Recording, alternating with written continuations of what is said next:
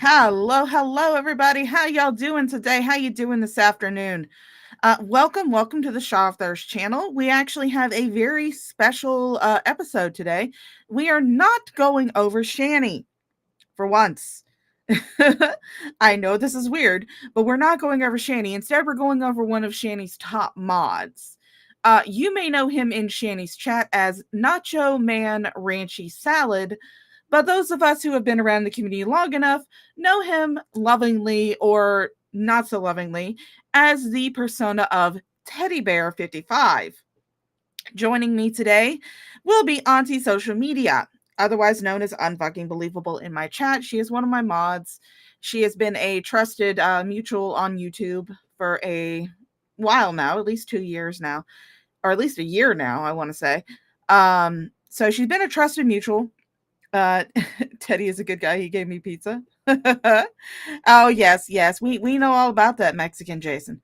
And hello, Jerry Blank. How you doing, darling? Oh, that didn't show up very long.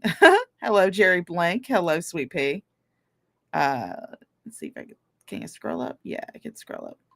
And of course, Aaron's here. Hello, Aaron. How you doing, Sweet Pea? And no surprise, Bucky's here. Hello, Bucky. How you doing, honey? But yes, in case you guys haven't noticed, yes, I do have some, for members, I do have some new emojis. One of them is spam. So you can also spam Anna over here on my channel. We're going to be bringing anti-social media in. We are also going to be going over the, this better be good. I left Carrie's for this. Well, Carrie, well, you know what? Carrie can react to this. I don't give a shit. Tell her she's free to react to this. I don't care. Get his ass. I'm trying to. We're trying to. We are going to be sharing some screenshots, some of Auntie Social Media's DMs with Teddy Bear. We're also going to be showing the infamous trailer tour. So let me just bring my special guest on. Let her say hello. Hello, Auntie. How you doing, honey? Hello. Hey. So let's get this party started, shall we? I am going to switch it over to Showtime mode, and we're gonna start this thing off. We're gonna start this thing off with a bang. We're going to go ahead and start off with the trailer tour. Now, you want to explain the trailer, Auntie Social Media? Well, it's a trailer I bought about 4 years ago that was in really pristine condition that I used to keep for guests. Yeah. And how did Teddy get into the trailer? Well, he accepted a job offer. I needed somebody to help me do some very simple farm construction and not anything that was particularly skilled. And Teddy presented himself as a fully qualified bobcat operator. Um, and I told him what the nature of the work was, and I told him that he knew what kind of animals I had, so that shouldn't have come into contention. But he was aware that he was going to be working on a small imprint, Yeah, uh, free range egg production farm. yeah. So And I will say this much. For this particular chat, there are going to be some rules. Auntie social media cannot see the chat. There is a reason why I do not have the chat overlay up on the screen this time. There have been some unfavorable accusations, completely unfounded. I will not be entertaining those at all during this chat. This is to focus solely on Auntie social media's interactions with Teddy Bear, nothing else. You can ask her questions about that, but if you ask her questions about anything else that she might have been involved in, I'm not going to answer those. And she won't answer those. And I'll be fielding the questions. I can see the chat. She cannot. She's not looking at the chat, so don't even bother. But we're going to yeah, get I, started. I'll take any reasonable or respectful question from Yeah. anybody. How long was he in that trailer for? That's what I'm. Nearly 6 months, close 6 to it, months. close to it. So Yeah, so all of yeah. this that we're about to see on the screen was done in 6 So months. we're from from mid-October to February. Okay. So all of this we're Yes. about to see on the screen was done in 6 months. Because you said the trailer was pristine when you bought it and you kept Yeah, it. no, no, no, and I had, when I had friends and stuff stay in it, yeah, I made sure that it was cleaned and it was pretty much spotless. All right. So I will say this much. This was recorded off of a Discord call. I did have permission to record this for posterity's sake. She There did, is yes. Yeah, there is no sound to it, unfortunately. For some odd reason, it did not pick up the sound. I think it's because I was screen recording and I did not put the audio through my headphones when when I was recording it. So that's the reason why it has no sound, and the reason why the quality is so fucking shitty is because I was doing it on Streamlabs OBS, and that is not very good for recording shit on. So let's get this party started, shall we? Sure.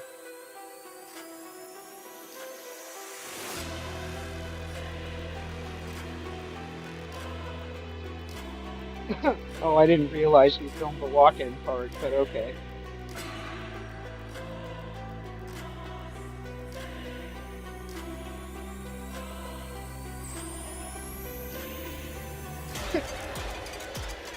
Yeah, just watch your feet.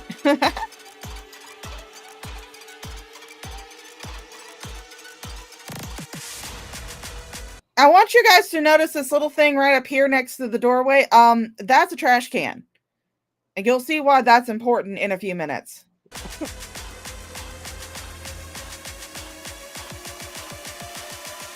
He couldn't even hit the trash can outside.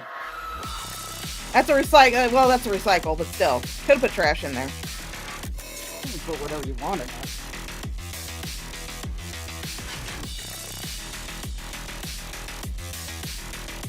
Now, I'll remind everyone as we watch this video and we walk through it, this was done in 6 months. You've had numerous people over and they've never left your place in this kind of mess, right? Oh, hell no. No. Okay. Yeah. 6 months. All this was done in 6 months.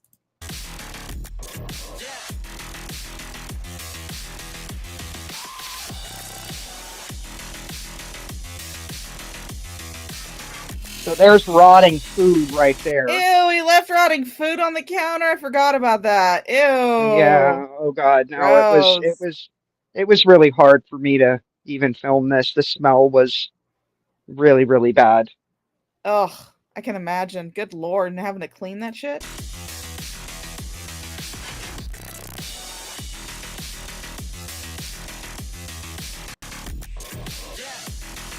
There's a lot of stuff you can't see. What you can't see are the lines of mouse shit everywhere. I think you I don't actually think the point one of quality. those out during the video. I think you actually Okay. point out some of the mouse droppings.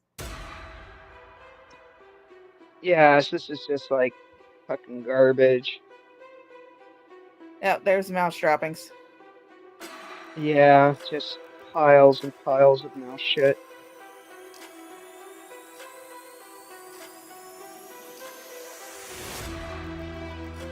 Now I will say we're going to come up to a part of this video where you are going to notice a big pixelated spot. That is to protect Auntie's identity. Yeah, as they have that giant mirrored sex wall behind the bed. Ew, I forgot about the dip. Oh God, this fucking now this was That's snuff.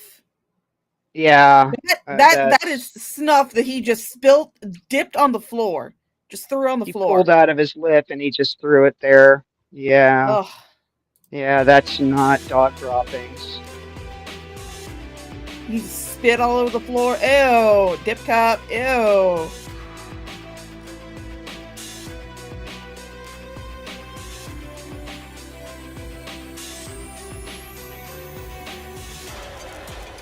Look at all the dust in the vents.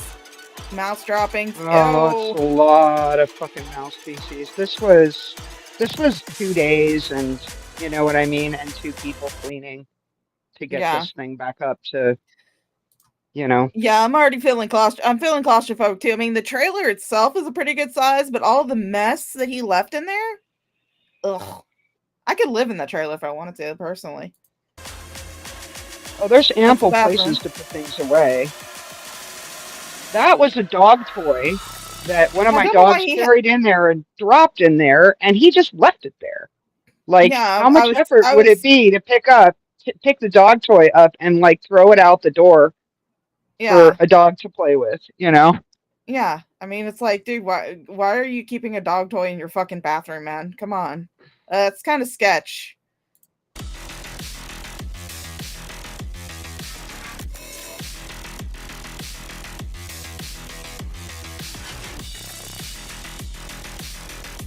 Piles of clothes left.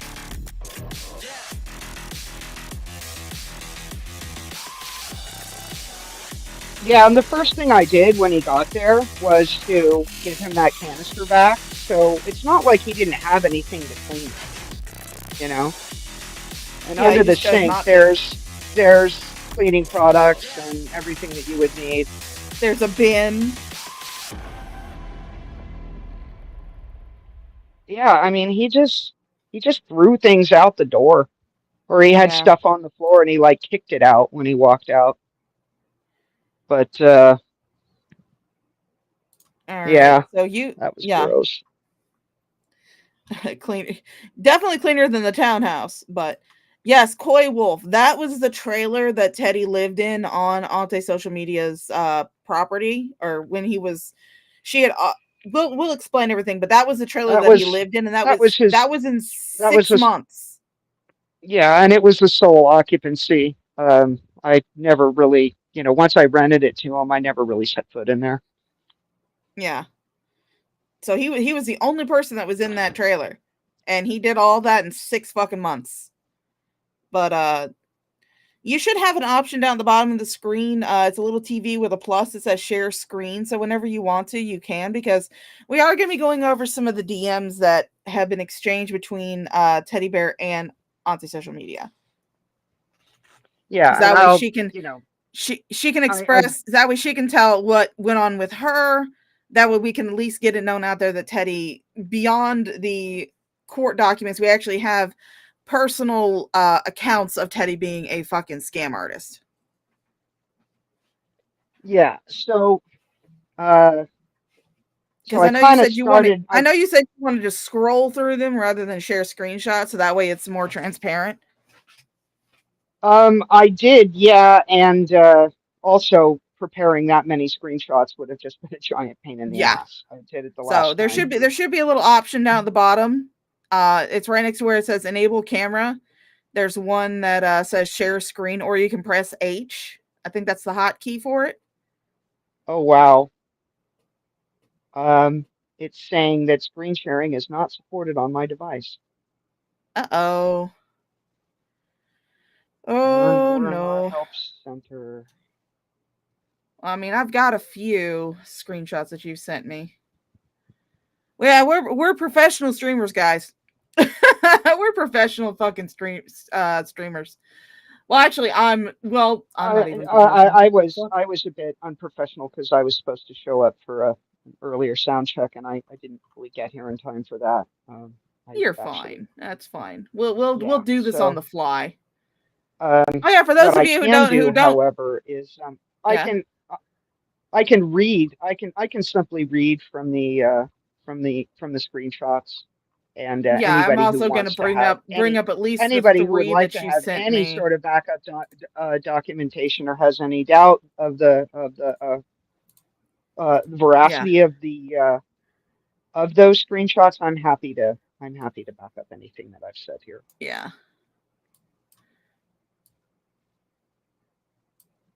So, okay, so where to begin with this? And then I've also got the three. I've got the three that you sent me. Okay, I wanna say. Oh, she went away. I guess she got closed out. I do want to say, yeah, I'm feeling a lot better, Debbie. Thank you so much. Uh, she sent me a lot of screenshots. I do want to say that a lot of this behavior or this the hey, something's not right here, all started in my Discord. When I first made my Discord, yeah, when I first made my Discord, a lot of you will know, some of you were in my Discord, some of you were there during this time during my Discord. There was supposed to be a group chat between, it was a whole bunch of people, but it was mainly supposed to be between Teddy and Carrie. Carrie was in my Discord, Teddy was in my Discord. A lot of Carrie's mods were in my Discord. People who were not involved were in my Discord, like Jules, Frank from TGR, a whole bunch of other people. Everybody was in this Discord. Everybody was in this Discord call. There were so many people in this Discord call. And then Teddy never showed up. Iconic was in the chat, his girlfriend, who now runs under the name Freddy Krueger in Shanny's chat, doing mods for Shanny. Um, so she was in the chat. She was telling us that, yeah, Teddy's stuck in traffic, blah, blah, blah, blah, blah. But when I talked to Auntie Social Media, yeah, I'm just a troublemaker. I'm a little stinker. But when I told Auntie Social Media about it, she was like, wait a minute, that doesn't make sense because normally LA does not have that type of traffic. And so let me just see if I can see. Hi Josh. Know you're watching. You're not at Shanny's giving away Iconics money. Yeah. Um there's honestly an interesting little theory that me and there she is. Yeah, she's back. All right. Welcome back, darling. Oh, sorry about that. I still have to correct the audio. Hang on. All right. Well, All right. there's this neat little theory that me and Auntie Social Media have when it comes to Teddy, and it is that he's running a basically a donation laundering scam where he is essentially, what he'll do is he'll offer to receive donations from people who don't want to be known to have given them donations, and he'll take a big chunk of it off the top, and then he'll give them a little bit, just give them a little bit of it just to satisfy them. Be like, this is all that they gave. Meanwhile, he's taking a big huge chunk off the top. So I thought traffic in LA was insane. It depends on the time period and where you're at.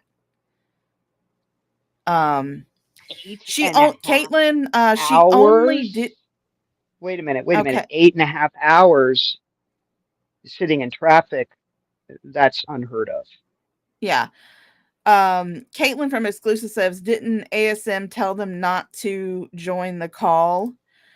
She did, but only when he got to her place. That's it. That's the only time. He could have joined at any time, any moment away from her place, but he decided to try. He decided he wanted to say he was stuck in traffic until like He didn't want to join, period, yeah, he but didn't want to join at all. he wasn't able to turn on his microphone because if he Yeah, had, he would have given away where he actually was, and yeah. Which was we believe a casino. correct. Yep, because Teddy has a gambling problem, as if nobody ever realized this. He does. He has a thing for scratchers in particular.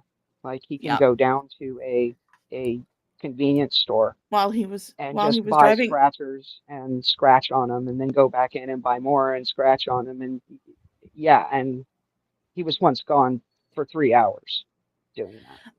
Well, I mean, he could have. The thing is that he could have gotten on where he was at the time, and he didn't want to because his microphone would have picked up the sounds of the casino, which is where it's believed he was at. Because I think you did like a GPS tracker thing or something. No, no, no, no, nothing of the sort. I was able to find that out after the fact where he was that day. So he was only working he was only working 25 minutes away from the ranch with no traffic and no major highways or Yeah, any appreciable traffic between him and me. What there was in between him and me, however, was a big casino, big casino.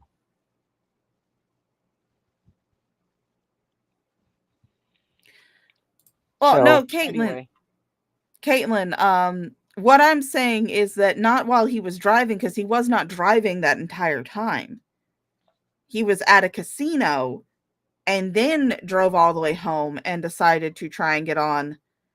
Uh, no, no, yeah, no, no, no, no. what was incredibly mystifying about all of this was that he was sending Discord text messages back and forth, which is, not something that you should safely be doing while driving. And he had no problem with that, but he couldn't turn on his phone, he couldn't do any of that. And I was trying to get a hold of him because at the time my dog was injured. He was driving my car, and I was waiting for hours for him to come back so we could take the dog to the vet. And Yeah. 1 hour turned into two, turned into four, turned into five. And during my fucking personal emergency,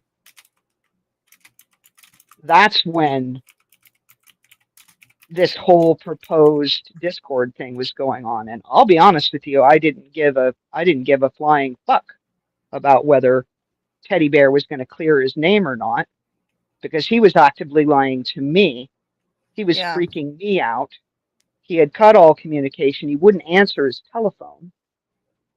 So, I have a dog that had stepped on a rusty spike that he had basically left thrown out onto my field, and the dog rammed her foot all the way through it. And I wanted to get her down to the emergency vet and get her some antibiotics and, prophylactic antibiotics. That's really what you're supposed to do when uh, your dog steps on a rusty nail. Um, and my priorities was not Teddy Bear clearing his name. That's not where my head was at, just so you know. It was my animal being injured and me being highly, highly concerned about that. And the more time that was going on with him not being there and him just pulling this fucking disappearing act. Okay. Um, Auntie, we have a question from Professor AI. Says, does she know about Teddy's warrants and was she okay harboring a fugitive? I was not harboring a fugitive to my knowledge. At the time, Teddy was supposed to have had work permissions issued by his probation officer. And his girlfriend, he had a document to travel out here. Of course, he lied to his probation officer about what the reason for his travel was. And he did not communicate with his probation officer at all after that. He basically uh, he put himself into hiding. I had no idea that those lines of communication had been cut. Yeah. So yeah, it wasn't until after he had left and you found something that you contacted his parole officer and found out that he did not have any type of permissions out there. Is that correct? He didn't have permissions for a lot of things. He didn't have permission to own a car. He didn't have permission to travel out of state. He didn't have any sort of uh, work permissions out of state. He, you know, he lied about basically everything. And the hook in this con with me was his girlfriend because I really, really trusted her. She seemed like Yeah. a very decent person. And, it turns out that, she really wasn't because she was aware of what he was planning on doing, um, which involved basically him walking out on his entire debt and workers' responsibility with me. And just hitting the highway. And he planned on doing that in a vehicle that was belonged to me, that he didn't own.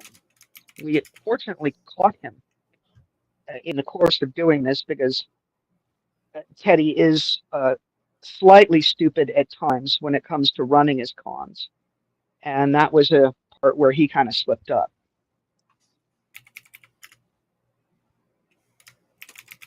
Yeah. Hmm. So you were unaware of any active warrants that he had, and you were under the belief that he had permission I to didn't, I work. didn't, I didn't, the only thing that I was aware of was that he had pending court cases.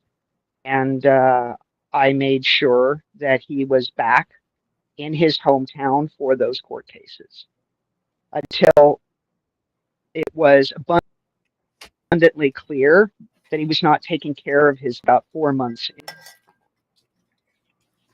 Yeah. And I So, demanded like an I said, you were explanation for you were that, under and I the never when got one. I you got a bunch of excuses. yeah, when you were I'm just saying whenever he was working with So, you, he was working with you under the assumption that um he was free and clear to work in your state. So that's what that's what we're operating under.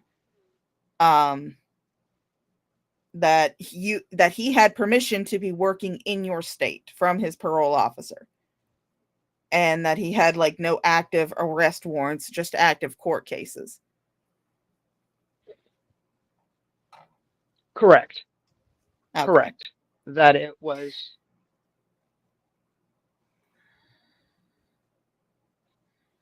All right. So I do have the three screenshots that you did send me. I will say that Teddy not at has the time changed. he started. No, No. no, because he got into the big fight with his.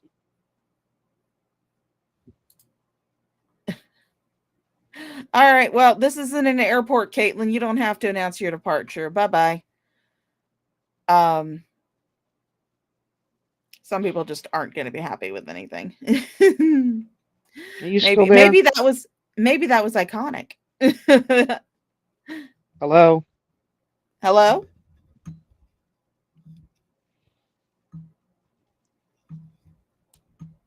Hello? Oh, she may have lost us. I Try can't hear logging back. anything. She can't hear anything. Oh. All right. I'm going to be like, try logging back into Restream. Yeah, we're doing this on the fly, folks.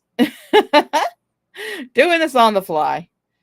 But while she's doing that, I'm going to go ahead and I'm going to share the first one that she sent me. Just going to be this one. And this is a set of screenshots that she sent for me. This was on February 27th, 2024.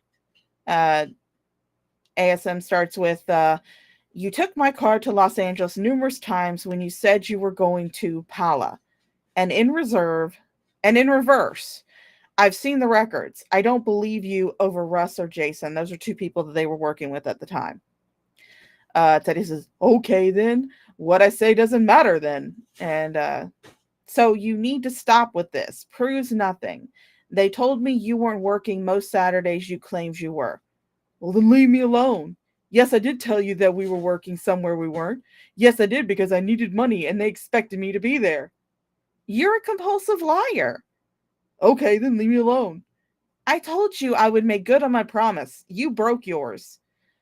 And I was making good on mine. You broke your word on the same day. Not true. The timeline and Todd says otherwise. Who gives a shit what Todd says? He's a troll.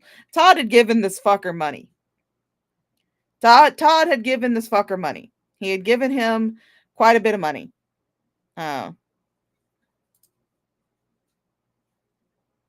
He had given him quite a bit of money. So, yep, sorry. Just doing shit on the fly. Yeah, we're trying to get this done. But unfortunately, poor auntie, she lives out in the middle of nowhere, so sometimes her internet service is not the best. Right now, I'm reading screenshots of some DMs that Auntie Social Media sent to Auntie Social Media exchange with Teddy. Todd actually gave him money. Rev is offline on his birthday. Laptop overheated. Oh, good. Oh, poor babies. What they don't realize is that you can't just have a fan blowing on the back of it. Yeah, running out of friends, Teddy. He is. That's why he's run to Shani and Rev. People who are frequent people who are in Shani and Jason's chat frequently will know Iconic and Teddy as Freddy Krueger and Nacho Man Ranchy Salad. That's them. That's their sock accounts. That's them. But yeah, poor Rev doesn't realize that you can't just turn a fan onto the back of your computer. No, you have to actually lift that motherfucker and let the air get under the goddamn thing. They just closed out Shani stream, so they got it working, I suppose. Maybe. I have no idea. But anyway, let's get this done. I believed you over all that shit because we were friends. And you asked an attention-hungry troll for money. The same day I booted you, instead of asking your girlfriend. I was desperate, and that's all I did was ask for help in a tight spot. You told me to fuck off and die, so what was I supposed to do? Don't worry about me and my girlfriend. Chances are he gets a lot of his money from his girlfriend. Titty, you're so low, you've resorted to sucking Shani and Rev's ass. Yeah. Teddy is a scammer who is now nodding for Rev and Shani, even though he made fun of them over the years. Yeah, he's made fun of them too. So, I mean, it's like, okay, dude, who gives a shit? Okay, share this tab instead. All right. He said, that's none of your, don't worry about me, my girlfriend, that's none of your business. You were supposed to tell your girlfriend you lost your job and had nowhere to go. The same one you'd been crying to about how mean I was being to you. You don't get to call any shots when you told me to fuck off and die. Would you like to talk on the phone? While trashing my stuff and not paying me back according to our agreement, while demanding I buy you a fucking car. Stringing me along. I didn't demand anything. You offered because I couldn't use yours. I let you use mine because you lost your car for stolen plates and having no proof of ownership. Yeah, that was one of the things that happened. That was actually one of the things that happened. Apparently, Teddy, the car that Teddy brought from his hometown to California, had stolen plates on it and he had no proof of ownership. So we're under the assumption, there's no actual proof of this. We are under the assumption, allegedly, Teddy probably stole the car from his family member. So, when I gave you money specifically to fix your fucking car, a total of $900 in fees and transport. Wow, suddenly your phone has no issues hitting mine. You're not talking your way out of this, Josh. Oh, I will say this much. Since she had this conversation, Teddy has changed his. Oh, I keep getting kicked. Uh-oh. Okay. Okay, she's back. All right. You good? You there? You there? I can't hear you, darling.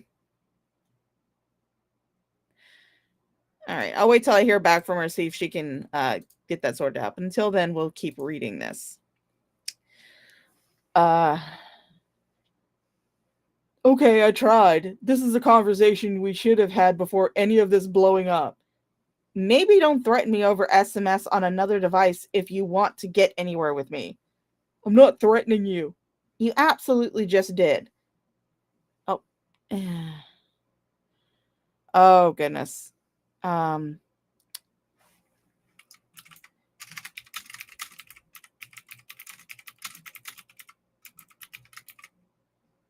I roboting, guys?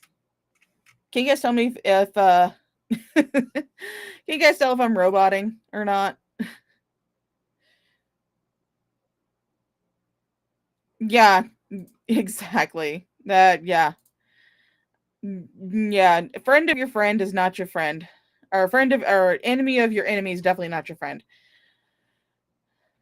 You absolutely just did. No, I did not. Just stated facts. I'm not on site A, you fucking dipshit. That fence means I'm at a separate address. I'm not liable for anything that happens at a separate address. Oh, goodness. I'm sorry. Oh, goodness. Oh, no. Yeah. Okay. Okay. Well, this is some Mr. Beast level professionalism. Okay. Um, I think Auntie Social Media is having some issues with her internet connection. So it may just wind up being me telling you guys all this shit. She can send me what she wants to say over Discord. We are on Discord together, and I'll let you know. Yeah, it's my connection on my end. Okay. Okay. Yeah. You live out in bumfuck nowhere. You live out in bumfuck nowhere. I'm not surprised. All right. So this goes on. Says who? You? The property is one address. It's not separate. You know my business with Jason? You don't. Okay, that's what you think.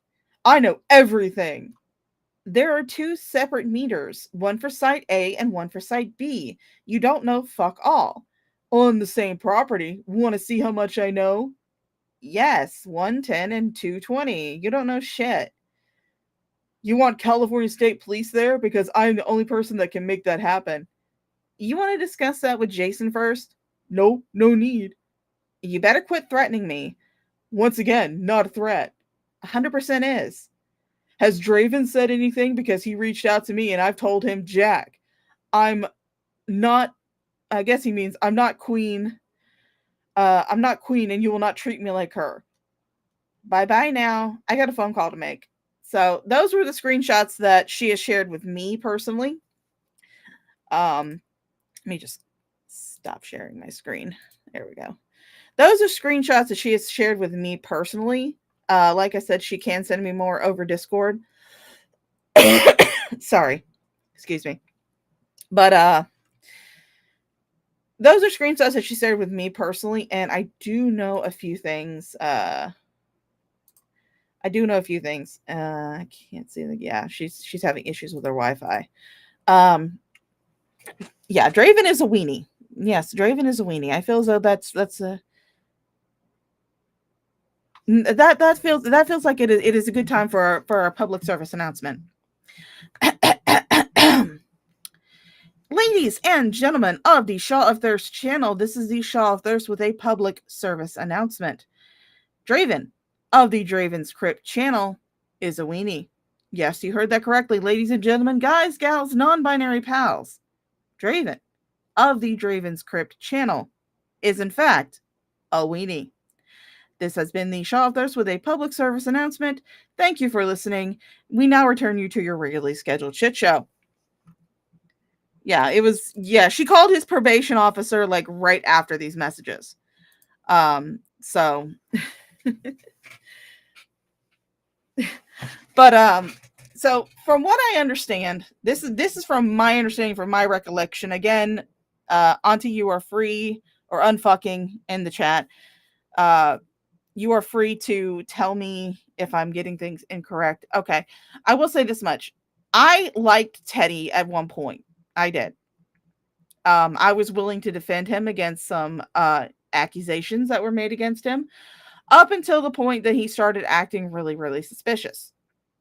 That was around the time of that failed meeting that was supposed to take place in my Discord.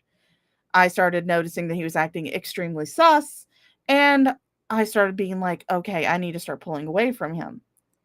And eventually, eventually I just fell out with him. End of story. Threatened by Airsoft BB. Yeah, I know. You can't handle rejection well. Let's see. Somebody says, I was told he was asking for bail money from people in the community. Were you one of the people he asked? Well, according to Auntie Social Media, she was unaware that he had any active warrants at the time. At the time. I feel like I need to stress this. At the time. At the time, she was unaware that he had any active warrants.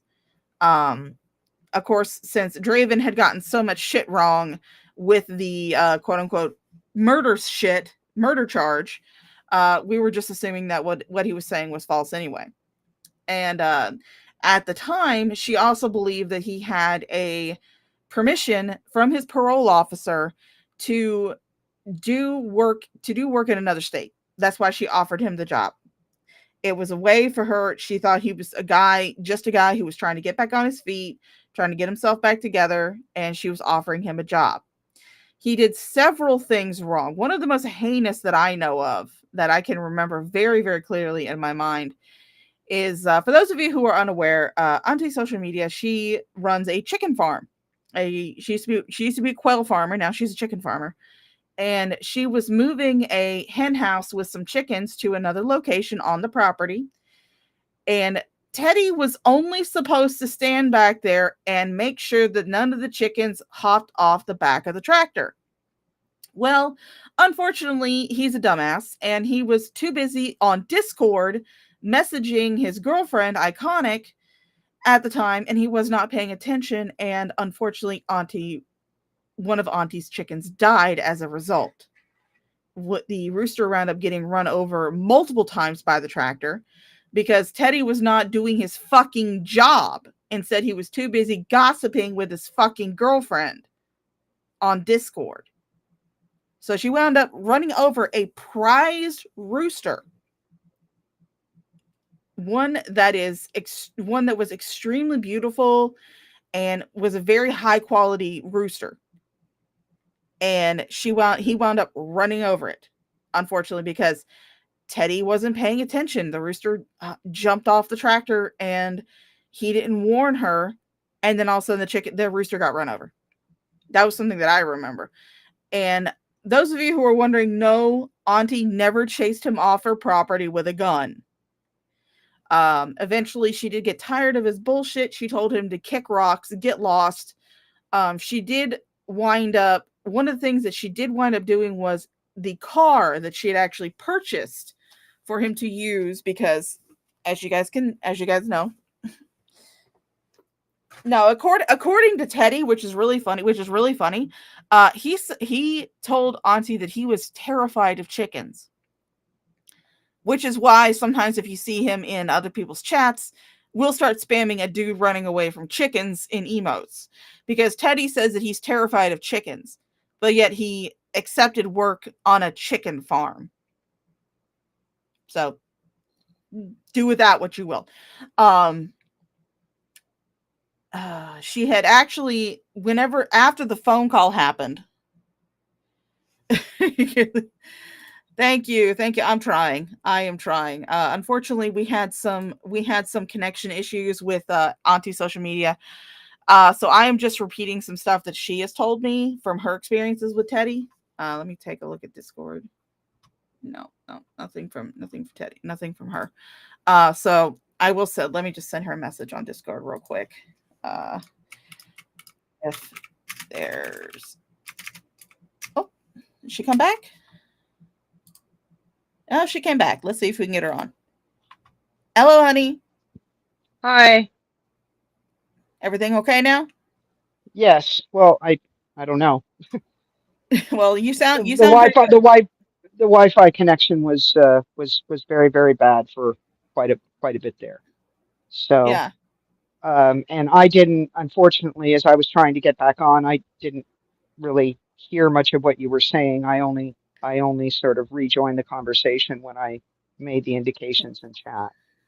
yeah. Um, I was telling them about when he I heard the neglected his story of duty, running over the chicken. the I rooster. didn't. Yeah, rooster. Sorry. Yeah. Don't know the gender of my own birds. I just misgendered my chicken. Uh, chicken's a chicken. Um, yeah, it was.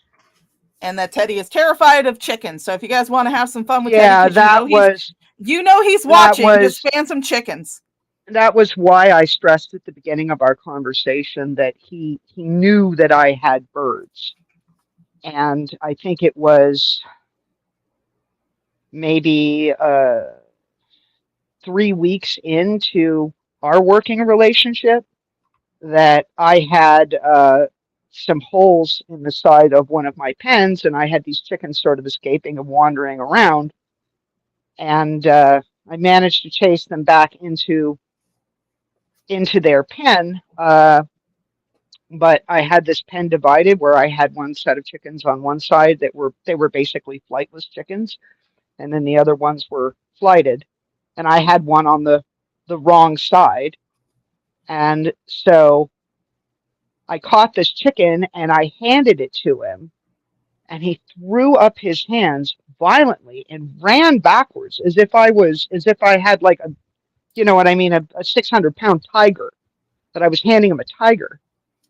And he said, "Oh, no, thank you." And I said, "Excuse me?" And he said, "I'm afraid of chickens." And he took this time to tell me this weird halting story. And this is a big tell with Teddy when he's lying. Uh, is when he adds in, a whole bunch of interjections and halts and ers, and he'll make these sharp inhales.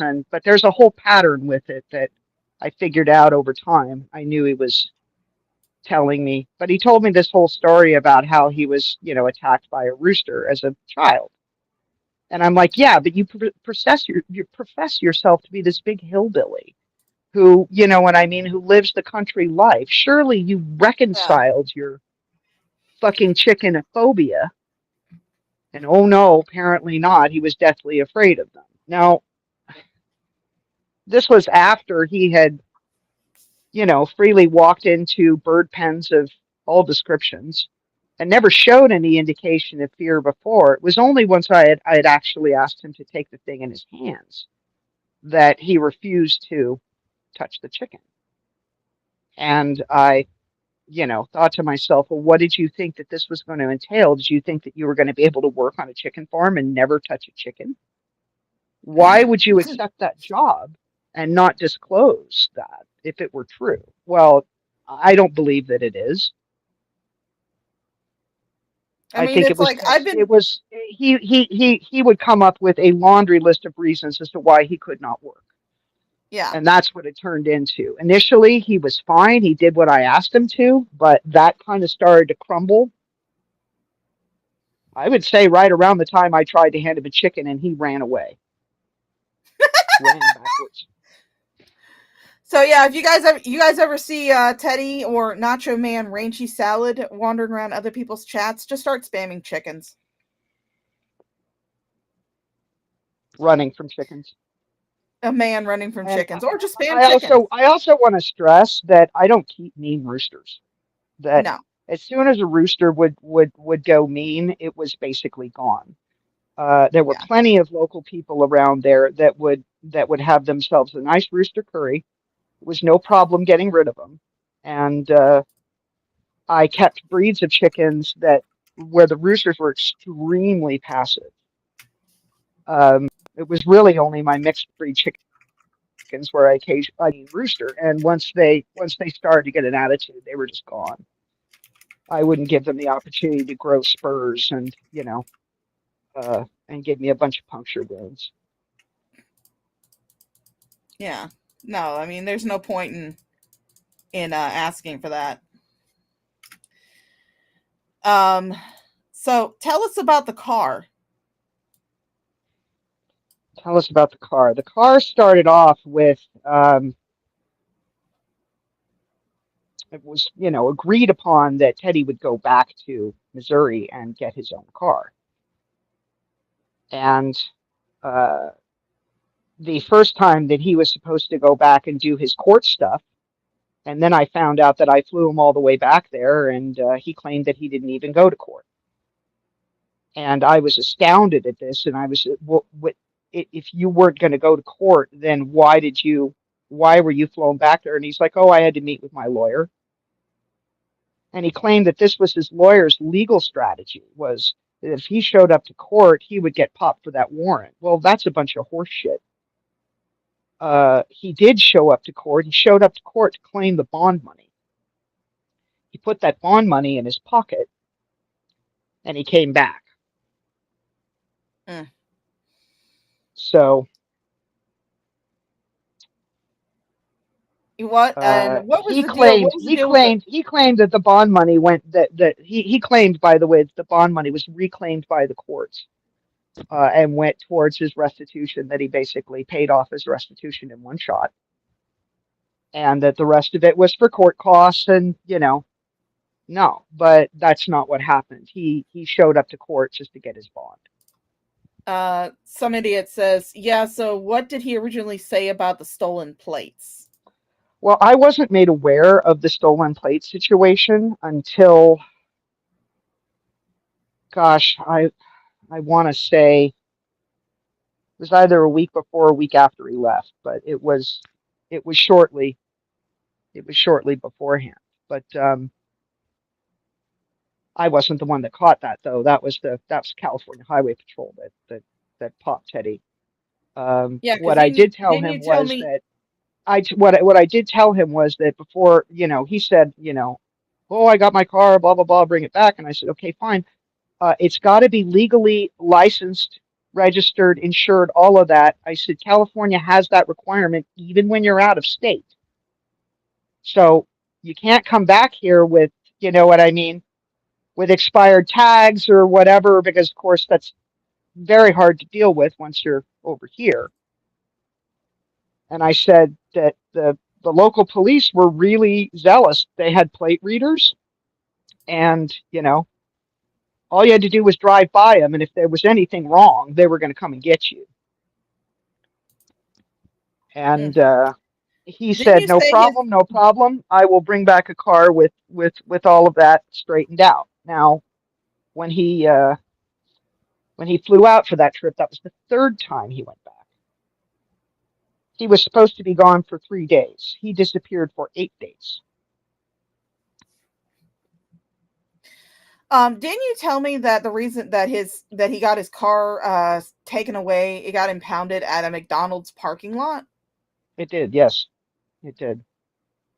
It did. Uh, and then He after they had after opened they had opened up a McDonald's, and it was truly a McDonald's in the middle of nowhere. It was a speculative one, one where they open it, they say we think that this community is going to build up, but we really don't know.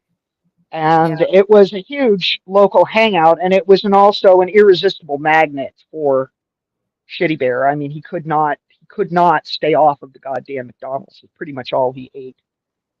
Yeah. So yeah, he drove down there uh, with this car that was had a what I mean, a janky window. And yeah, see, I got to go back to all this. So he disappeared for 8 days.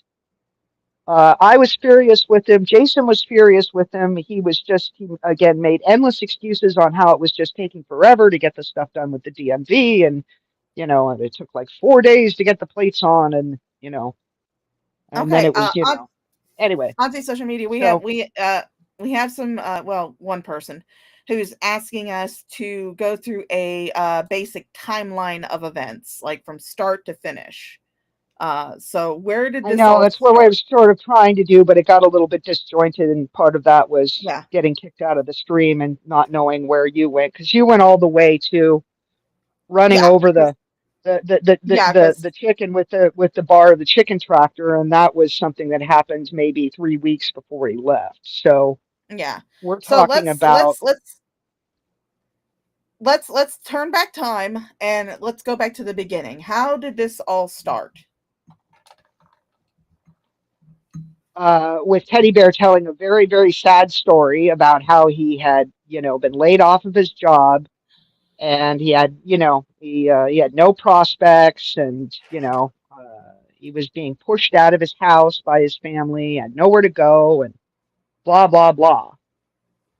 Yeah. And uh, he told me that he was a skilled Bobcat operator, and a lot of the stuff that I needed done was stuff that required heavy equipment, experience. And then the rest of it was largely unskilled labor, but it was just stuff that needed to be done, and mostly heavy lifting and stuff that I couldn't physically do. Anything that Yeah. I could physically do around there, raking chicken pens, feeding the chickens, gathering eggs, I never asked him to do any of that. The stuff that I wanted done was, was like man work. Yeah. So he said that, I initially just offered him a temp job, just like come out here for a few weeks. Let's just bang out all these projects, you know. So I had a laundry list of shit that, and again, 80% of it was heavy equipment. And he said that he could do that. And uh, in addition to this, I just threw it on top. I said, my landlord runs a small construction company. And if, you know, he's looking for, a simple laborer, somebody that he can train up. Okay. Yeah. So this wasn't just like a grunt job. This was a job that had potential for expansion, because the guy that he was working under was like this 9 or 10 trade contractor who was just massively experienced and very, very good. And, So it was Teddy like could a have job where learned he could learn new trades, new skills, and be able to move up in the company and be able to correct. And improve as he worked and get the in a six experience that he month needed in period, case he he wanted to could go have somewhere doubled else. his wage. He could have gone from being a $200 a day, $250 a day guy to a $500 a day guy, or a 600 or even a $700 a day guy. What we discovered about him was is that he was totally incapable of following through with anything other than just filling a wheelbarrow full of heavy shit and running it out and dumping it and then coming back. That's the only thing that he did right. Pretty much anything else that Which I you mean you asked can do him to that with a do, fucking tractor.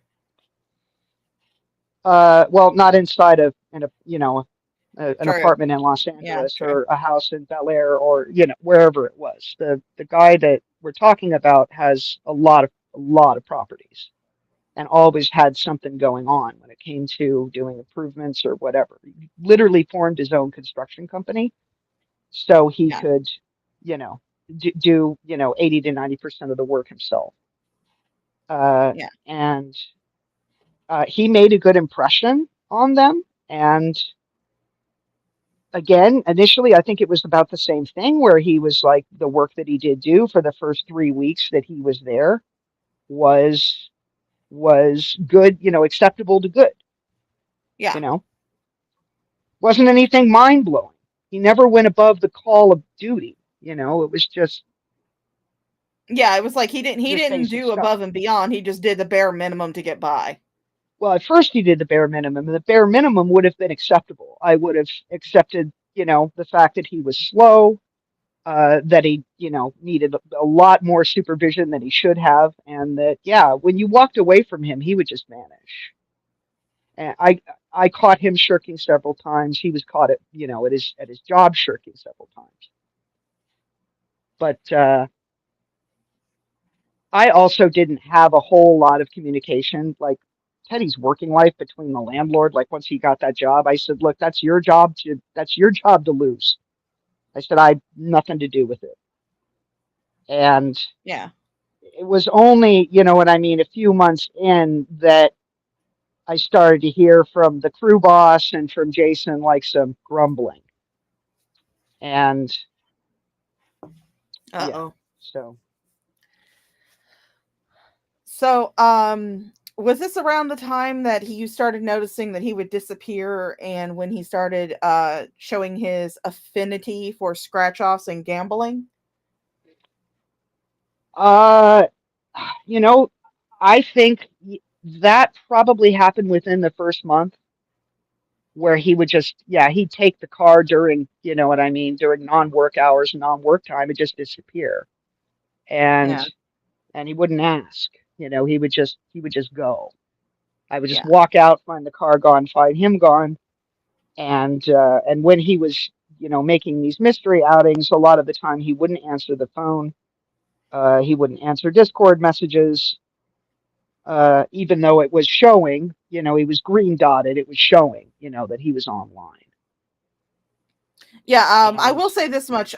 Discord has two different symbols for when you're online. If you're online via a computer, it'll be just a regular green. At least when I see it on my screen, I will see if you're online via a computer, it'll be just a regular green dot. But if you're only online via a phone, it'll look like a little green mobile phone.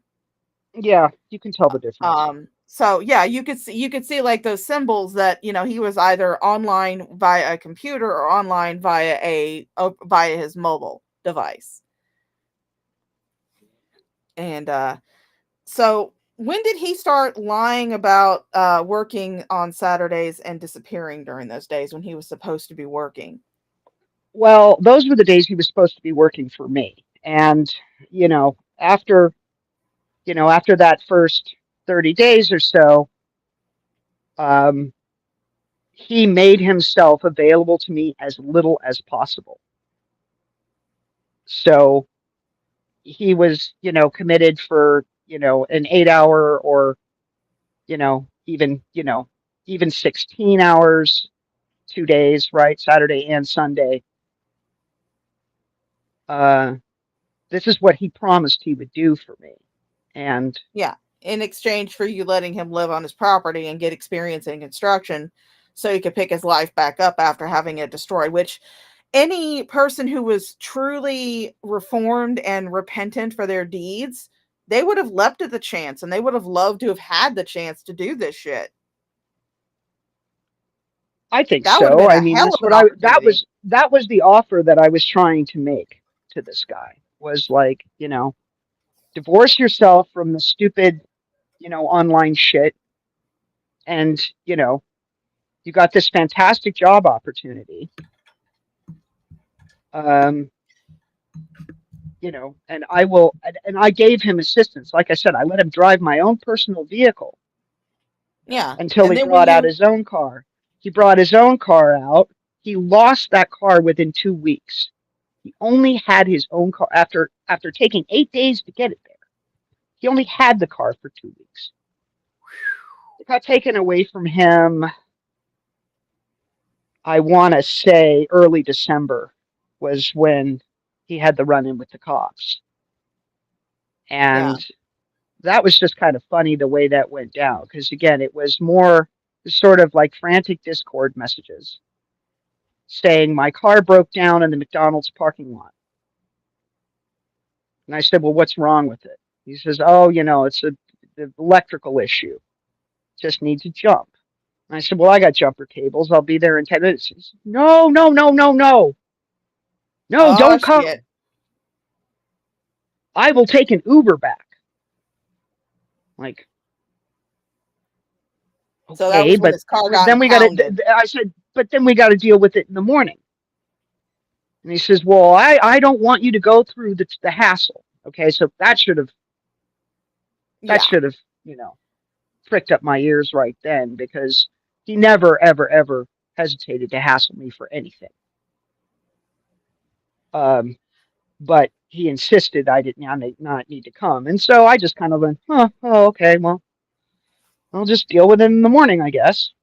And And it turns so out it wasn't uh, there in the morning.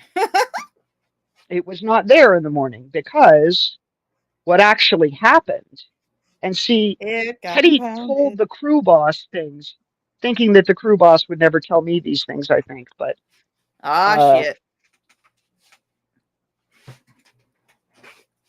what? Sorry. No, I said, oh shit. What'd he tell the crew boss? Well, he told the crew boss that he had to abandon his car in the parking lot because he was actually tailed in by a highway patrol officer. And because the patrol officer was far enough back, he kind of whipped into the parking lot and jumped out of the car and went into the McDonald's. When he got his food, he came out. There were like three police officers around his car, and and so what he did from there was he grabbed his food and he sort of basically bolted through the drive-through, hopped the fence, and basically got onto the sidewalk and then ran to a neighboring gas station where all of this was going down. And And he couldn't he get within thought this 50 would feet make of him that look car, better? but he ran from his own vehicle like a little bitch, because at the very least we know that the license plates were stolen. Yeah. That because of the fact that now, about a week prior to this, and again, I didn't know this had happened until after the fact, a week prior to this, he was working in that same location that I was talking about. It was about 25 minutes away. That was like a long-term job they were doing over there. Yeah. The crew boss uh, was coming to work and found Teddy Bear pulled over at the base of the driveway of the job, surrounded by police. And this was one of those unique experiences where he was forced to tell the truth, or he could not Ah, lie, shit. because the police basically had everything on him. So Oh, here's yeah. what went down. He drove by one of the police officers there. The scanner hit the scanner, right? And the plate came back as a truck. And so they immediately lit him up, and he didn't pull over until he got to the base of the driveway. Didn't want to pull over. Yeah. So when he finally did, they pulled him out of the car and they said, look, this isn't the correct plate for this car. We don't know whether this car is stolen. We don't know what the deal is with this car, but this is not the correct plate. And Teddy didn't admit plates, but he said, well, I don't know. I bought the car, blah, blah, blah, whatever. I didn't know. I didn't know. But he didn't have ownership documents for the car. He had nothing, had no paperwork on it at all. So we can So it we was can not, safely assume. we know it wasn't correctly registered for sure. Yeah. Um, what's in So we question can we is if can he we can stole kind of that assume particular that car. either he stole the plates, the car, or both. We know That for a that would be fact the plates were stolen. Now, this is where it yeah. gets a little weird. The cops are sort of looking back and forth at each other and going, well, but this isn't a crime that was committed in California. So there wasn't anything that they could really do about it. But the crew boss shows up and sees this whole circus and goes, what the hell is going on here? And Teddy was forced to tell him that the plates on his car were not right. that they had been swapped out. Yeah. And So the crew boss was like, well, I don't know what to tell you. I can't save you here. But the one thing that saved him was yeah. is that it was an out of state issue that California Yeah. couldn't prosecute, couldn't do anything with. So all And they they could really just do couldn't was just establish whether impound the the car car. was stolen or not. No, they couldn't even do that initially.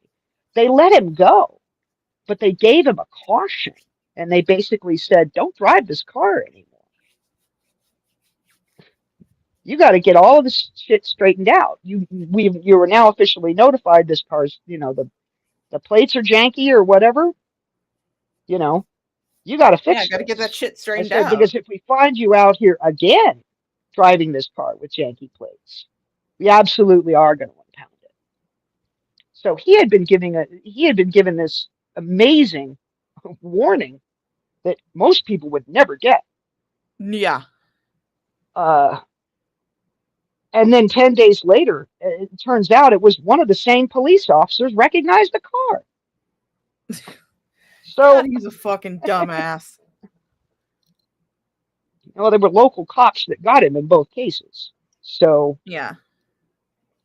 uh, Well, he's a fucking dumbass. So you did say that after his car got impounded and after the incident with the Discord call where he was missing for 8 hours and your dog was needing an emergency, didn't you say that you actually purchased a car for him to use that he was supposed to like pay you back for? that was after that. That Yeah, car I'm was saying that almost was after the purchased in Discord call and after his that car car was got impounded. purchased in reaction to that. Being without my vehicle for 8 hours, having this guy fucking ignore me, it was an untenable situation. And Yeah. what he told me was, oh, I have some money saved up, if I can just borrow, the rest to get the car, whatever, I'll pay you back. And I was being manipulated from both sides. I was getting pressure from his girlfriend, was telling me, Yeah. well, well, you can't take the car away because then he won't be able to work and blah, blah, blah, blah, blah. And Oh yes, and for those of you who are unaware, his girlfriend is Iconic, otherwise known in Shanny and Jason's chat as Freddy Krueger. they So, have they have several stock accounts and they have more but I'm than saying one that's account what they're modded over there. that's what she's most known as for the mods is Freddy Krueger, and Teddy is Nacho Man Ranchy Salad. Yeah, So if you see those two over yeah, in Shanny and Jason's chat, that's who they are. yeah. So I was manipulated and pressured very, very hard into putting the money out for that vehicle. And when it came down to going out and actually buying the thing, um, I told him he couldn't drive my car anymore after that. Yeah. And I believe that was right around Christmas time, before Christmas, and the construction company was taking like it was like a 10 day to 2 week hiatus. It was a fairly long break where everybody was just like no work, no nothing, you know. And this was when Yeah. Teddy was supposed to be really putting his nose to the fucking grindstone and paying off the debt that he had incurred to me. And it was massive at this point. Uh,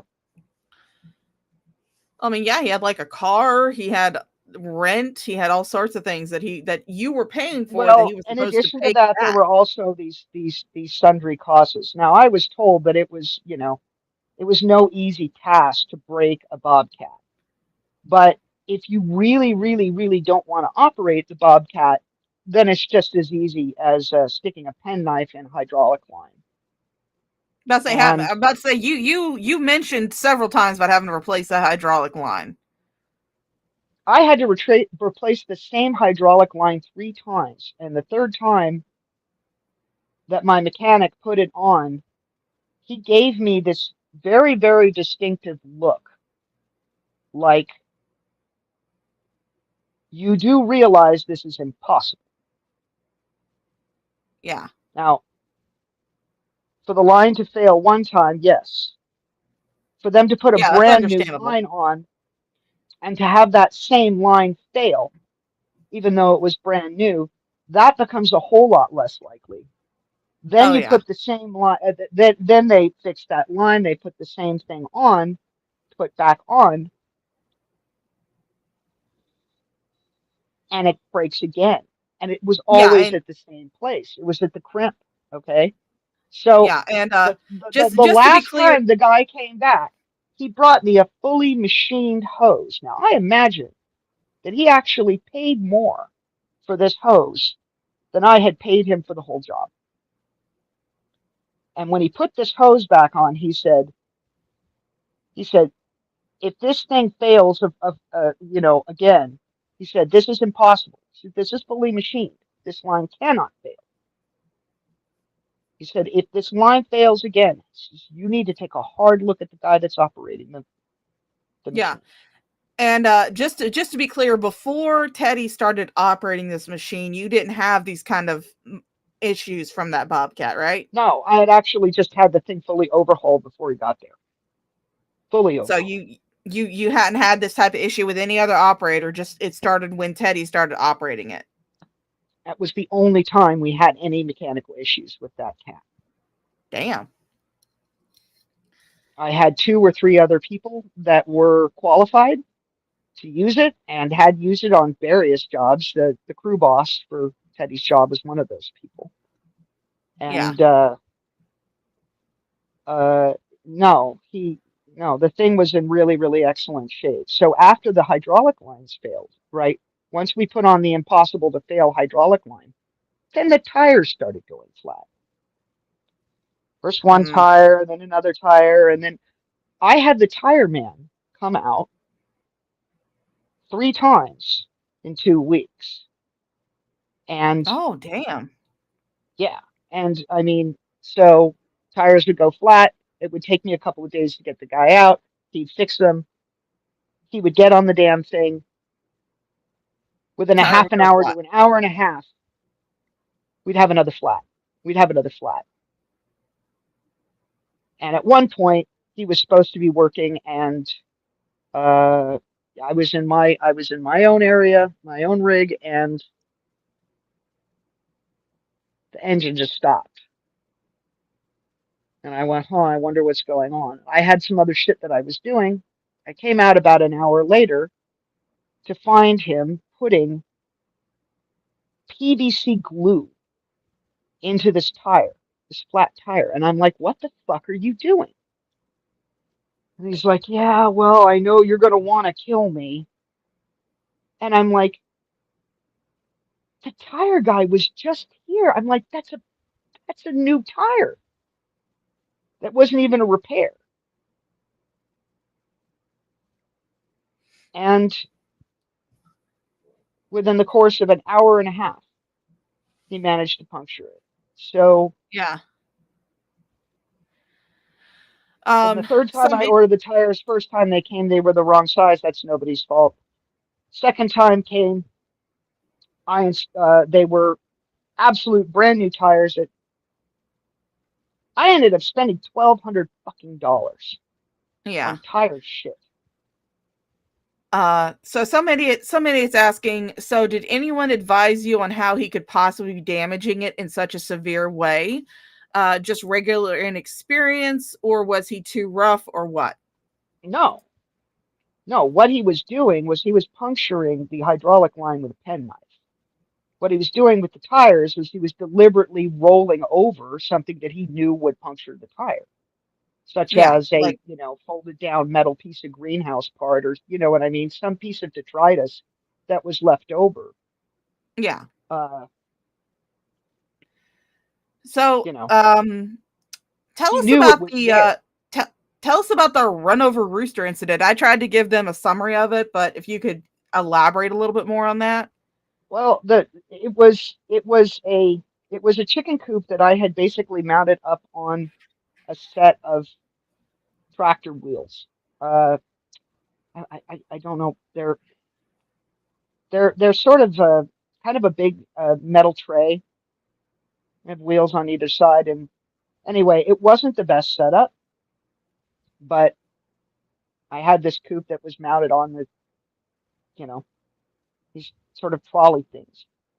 And in order to move the coupe from A to B, you had to have one person standing inside just to make sure that they were clear of this metal bar that went across the middle of it and that none of them froze or, you know, would get basically run over, caught under this metal bar and crushed.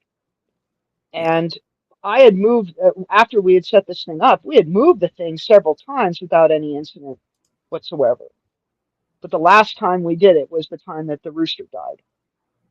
And after that, I never moved that particular chicken tractor again. But uh, he was inside there and he had his phone out, and I was like, okay, I'm like, I need you to pay attention to the birds.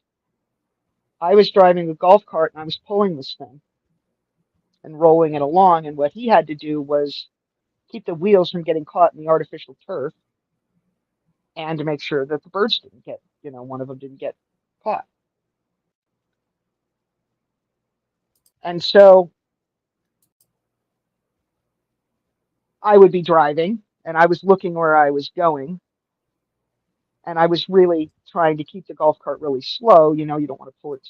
I didn't want to pull it too Yeah, fast. you don't want to scare the birds too much. They're already No, I terrified enough. wanted to go at like a mile and a half, 2 miles an hour tops. And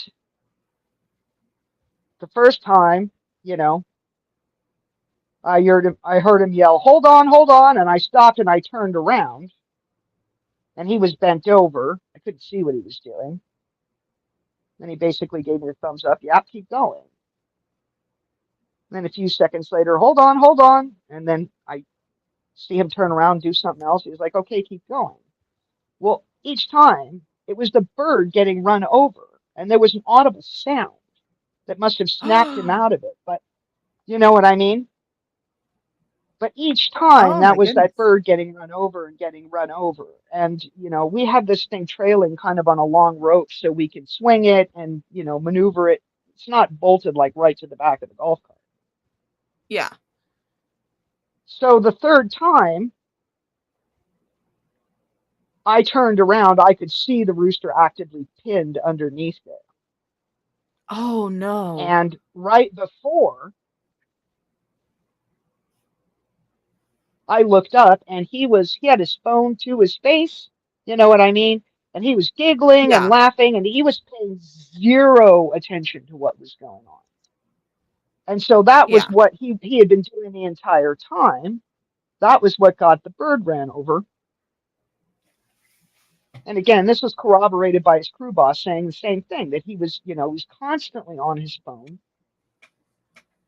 He was told to get off, and he would sort of, act like he'd hang up, but he was still on. Yeah. And whenever he was unsupervised, he'd sneak off to his car and sitting there with the air conditioning on, texting with the girlfriend. So Yeah. So okay, tell us about the day that you eventually got tired of his shit and told him to kick rocks. that was a day that was 2.5 days long, because 3.5 days long, because it actually started right at 5 o'clock in Okay. the morning, Yeah, because I remember talking to you on Discord about it. right? Because you were one of the few people. This was when you were still working your transportation Driving job, job. right? Hmm. And you were awake at obscene hours, Very obscene and hours. and what had happened was that it was, Thursday evening, and Teddy was driving the, oh God, see, we got to get into the whole car saga before any of this is going to make any sense. There's just so much fucking shit to unpack, and Okay, well for let's that I let's go into the apologize. let's But yeah, let's get into the uh, car saga and then we'll get into the last days with him, yeah, okay? because they're all connected. Okay, For those of so you who are unaware, I am not a professional interviewer. I am a shit poster on the internet, so and I'm so just let's get into the car saga. so yeah, I was just starting to say that, I felt really sort of pushed into and manipulated into buying that car, but it Yeah. started with his car being taken away. Then we have this big explosion where, it was like the not, it was not the first time that Teddy had disappeared and, basically said, hold on, hold on, hold on, and would do that for hours. Uh, so that was the night of the Discord call. This was after he had lost his car. He was still driving mine, and of course, his default was, of course, he just drive mine. Uh, After I had gotten this car, there was an issue with it where it hadn't passed smog yet, and the car needed to have some work done on it. And we ended up negotiating for the car to clear smog for the purchase price, yada yada yada. But when it came to buying the car, Teddy didn't bring any money. He was supposed to have at least had, part of, a down payment, or he had nothing. And He had so nothing? it was brought on to me. Yeah, I told him I would loan him some money for a car. It very quickly turned into me just buying a whole separate used car for him to drive, which Yeah. was this uh yeah, it was a 2006 Honda. And it needed to go back and forth a couple of times to have paperwork. And Teddy kept dodging this, right? And I'm like, dude, we need to get this car registered. You can't drive an unregistered car. I don't want you Yeah. driving it. You know, this was not the way this is supposed to work out. But I got jerked around for several weeks. And during this time, he was already planning on taking that car, which wasn't registered to anybody, which for a car thief is perfect. Okay. Because I wouldn't have even been Yeah. able to report the thing stolen. Oof. Yeah, that would have been something. So, as this procedure was being stressed out, I got wind of the fact that he had had this Discord call in his server with a whole bunch of people that I consider to be actually very close to. And Yeah. Some the of them who purpose of still this, are. many of them I who just want to be still are, clear. Yeah, many of them who still are. the purpose of that call, yeah, well, there weren't a whole lot of people in there. It was four or maybe five people. Yeah. At that point in time, I believe I was no longer in his server. I No, done left. no, you were not part of this, but Nope. he gathered up the people that he perceived as the ones that was closest to me, and had this Yeah. whole private call on how I was a tyrant. And I worked him from dawn until dusk, and it was just there was a multitude of complaints, but basically that I was just like this evil bitch, Yeah. that was just merciless, and I wasn't understanding, and blah blah blah, and that he just simply couldn't live on the property anymore, and that he was going to leave. And he told them that he was going to move into an apartment where the rental cost of the apartment was $3,500 a month.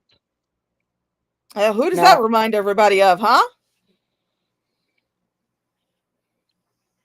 Reverend and Shaney? his crazy plan, and this is what was truly insane. His crazy plan was to ask Jason, who owned the apartment, if he would rent him that condo for $500 a month, or six, or Mm, some ridiculous, you know what I mean, where he was taking a monetary loss on it. And yeah. they just fixed so they just completely overhauled it, totally modern. This place was absolutely beautiful. And Teddy was telling everybody that he was going to move. So this is obviously ridiculous. That Yeah, no, 100%. you can't find a place to live in LA for. I don't even think you can get an apartment for less than $2,000 a month.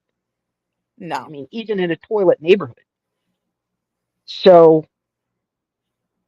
what he was doing, however, was he was testing the waters with these people. He was floating the idea, say, well, now that I've told you what an awful person she is, do I have any obligation to pay her back any money? Oh, he was And trying to validate his own I think views. that yeah, for the most part, they were, very neutral, but it didn't take long, you know. No. Within hours of this conversation, I was notified of the fact, hey, he's planning on leaving and he's planning on leaving, you know, and I'm like, he, He's planning on leaving. He's he planning on can't, he, leaving with the car. with the car. And I'm like, he doesn't own a car. He can't do that. I'm like, well, we're just telling you what he's planning on doing. And so after that meeting took place, this was maybe, I want to say this is 2 days before the whole thing just Yeah. completely blew out. Okay. That was when, he just didn't, he wasn't coming home until very, very, very late at night. He was basically trying And to dodge you. he was avoiding me. Yeah. You know, and this was, he did absolutely no work. None of his, any of his weekend work. He was, kept saying, oh, I'm working on Saturdays. And then on Sunday, he would just sleep all day, Yeah. and he wouldn't even stick his head out the door. And this would be after committing to, oh, well, I'll be out at 9 a.m., work on this chicken pen or whatever I had asked him to do. But there were many times when I just flat out said, hey, I need you to fire up the mower and cut grass. He just didn't do it. So many times it was just, well, I just want to run the Bobcat. That's what I want to do. So if I can't do a job without running the Bobcat, then I just won't do it. That was the But then attitude. he was also trying to actively sabotage the Bobcat so he wouldn't even have to run on the Bobcat. Correct.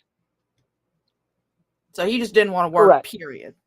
Yeah. The attitude was, well, I was here to be a, equipment operator. And if the equipment isn't running, then I don't have to work. Yeah. And for the first few fuck ups, I didn't, you know, I didn't raise an eyebrow. But after a As it while, keeps it happening became and really happening. apparent. Yeah. Yeah. They're,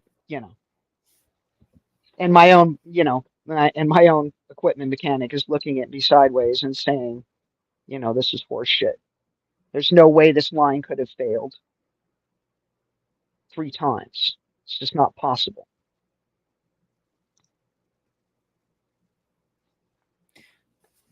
What do you Vera says she caught him what? Um well, she caught him putting glue on a tire that he had punctured, that he'd run over on the Bobcat. Yeah, he Um was trying to use PVC glue to. It was the craziest thing I had ever seen. yeah. And he And said, then "Well, she I'll go get a also plug kit. I'll do this. I'll do that." But again, that became just a thing. yeah. He sabotaged the Bobcat so it wouldn't work basically. And she also had some people reporting to her that was kind of mutual with us. They were neutral kind of in the whole thing. That were reporting to her that Teddy was planning on leaving and he was going to take the car that she had gotten him that he did not own, did not have the paperwork for, or anything else. That he was planning on taking that when he left. So, Correct. all right. Now that we've gone through the car saga, let's get into the So day so that now Teddy. Yes. Now we can So get into now, so the now end we're, up so him now going. we're at, so now we're at 5 days before he's gone. Hmm. This is Thursday. He told me that he was going to, that he would be home by around 8 o'clock. And I'm like, okay, I need some help with a couple of little things, nothing major. And, no problem, no problem. Well, 8 o'clock rolled around, 9 o'clock rolled around, 10 o'clock rolled around, 11 o'clock rolled around. No Teddy, no car. Yeah. And at this point, I'm starting to panic. And I'm like, my God, he actually did it. Yeah. He's actually run He off. he's actually run off. He's taken the car, and I'm fucked with a capital F. The car still wasn't properly registered by that point. Again, every attempt to get him to do the right thing, the car was averted. Yeah. And I was freaking out, and I was texting with you. Yeah. Because And you I was were like, I you don't were know what the beside fuck is yourself. going on. I said, but he's gone. I said, and Iconic rang me on the Discord phone at 8 o'clock at night. I wasn't anywhere near my machine at the time when it went off, but there was a missed call from her. I then texted her, sorry I missed your call. What the hell's going on? Where's Teddy? Where's Teddy? And she has never she has never texted me back, or not since that. Not since Yeah. I asked where he was. So, it was at that point I called the cops. I wanted to figure out what my rights were. Yeah. And Which when I I mean, told them anybody that, in that situation would want to know that anyway.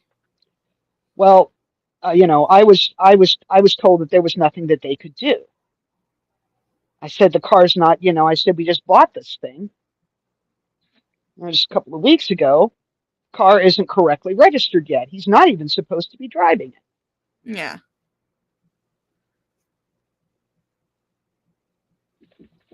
So I was told, if it's not in, what I mean, if it's not in your name, if all you have is, just the proof of purchases and the paperwork, it's still not really proof of ownership. It has to be Yeah. correctly registered. Well, no shit. So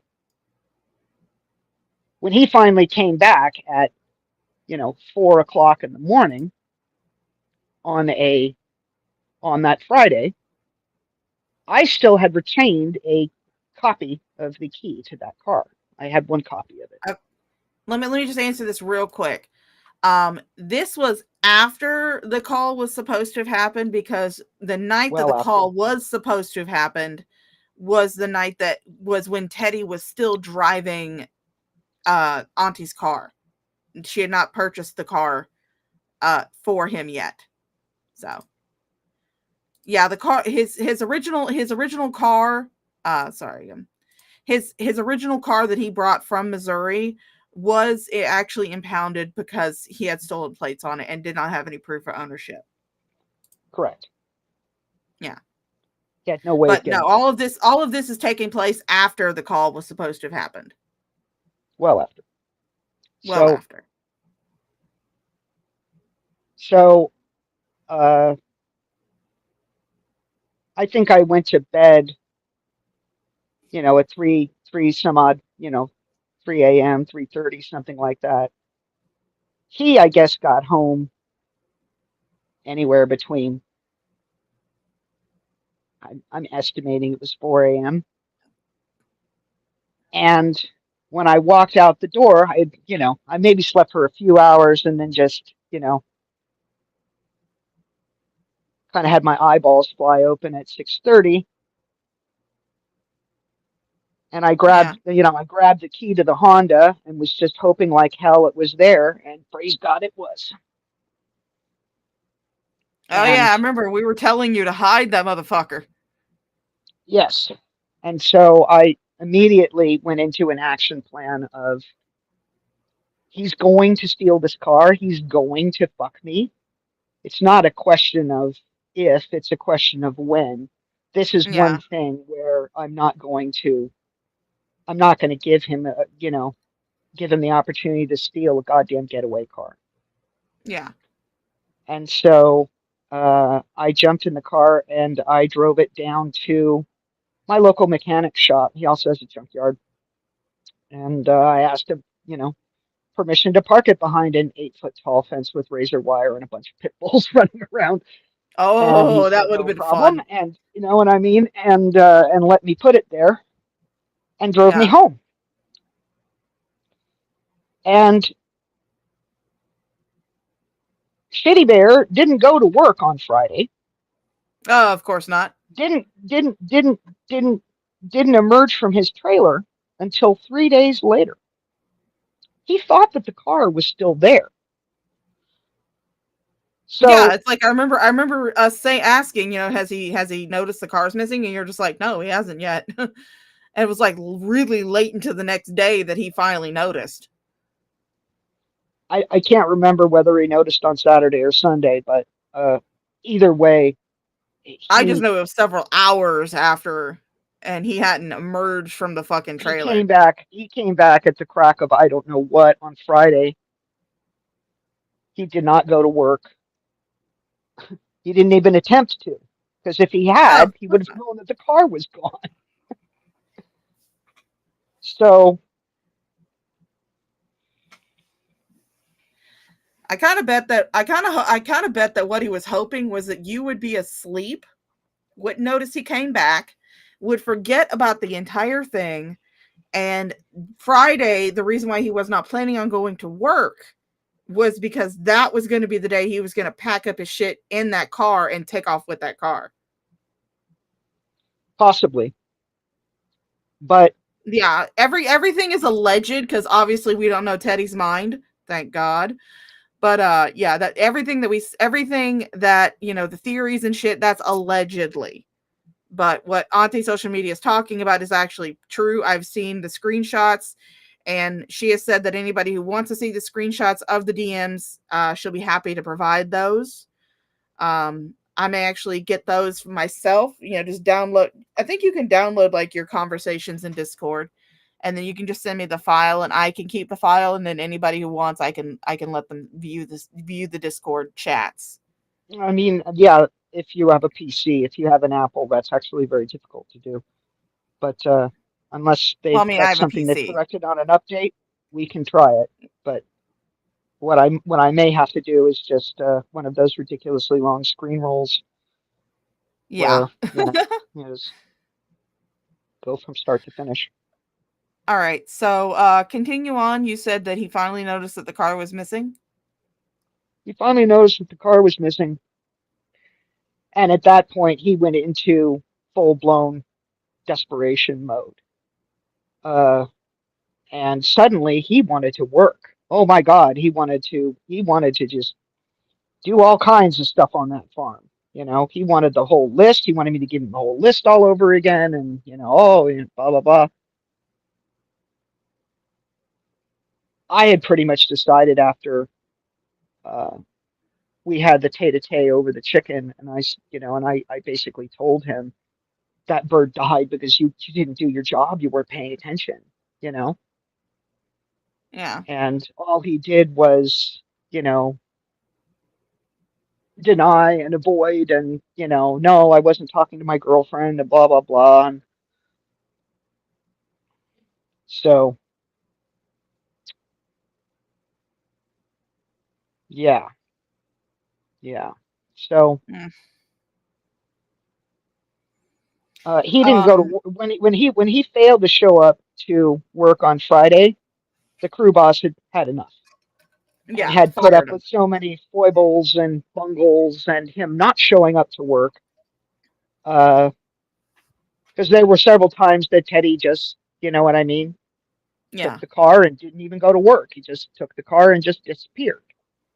And I thought he was at work. but who knows? Because what they reported back from me was is that he wasn't reliable. He wasn't showing up 5 days a week when he was Yeah. telling me that he was. So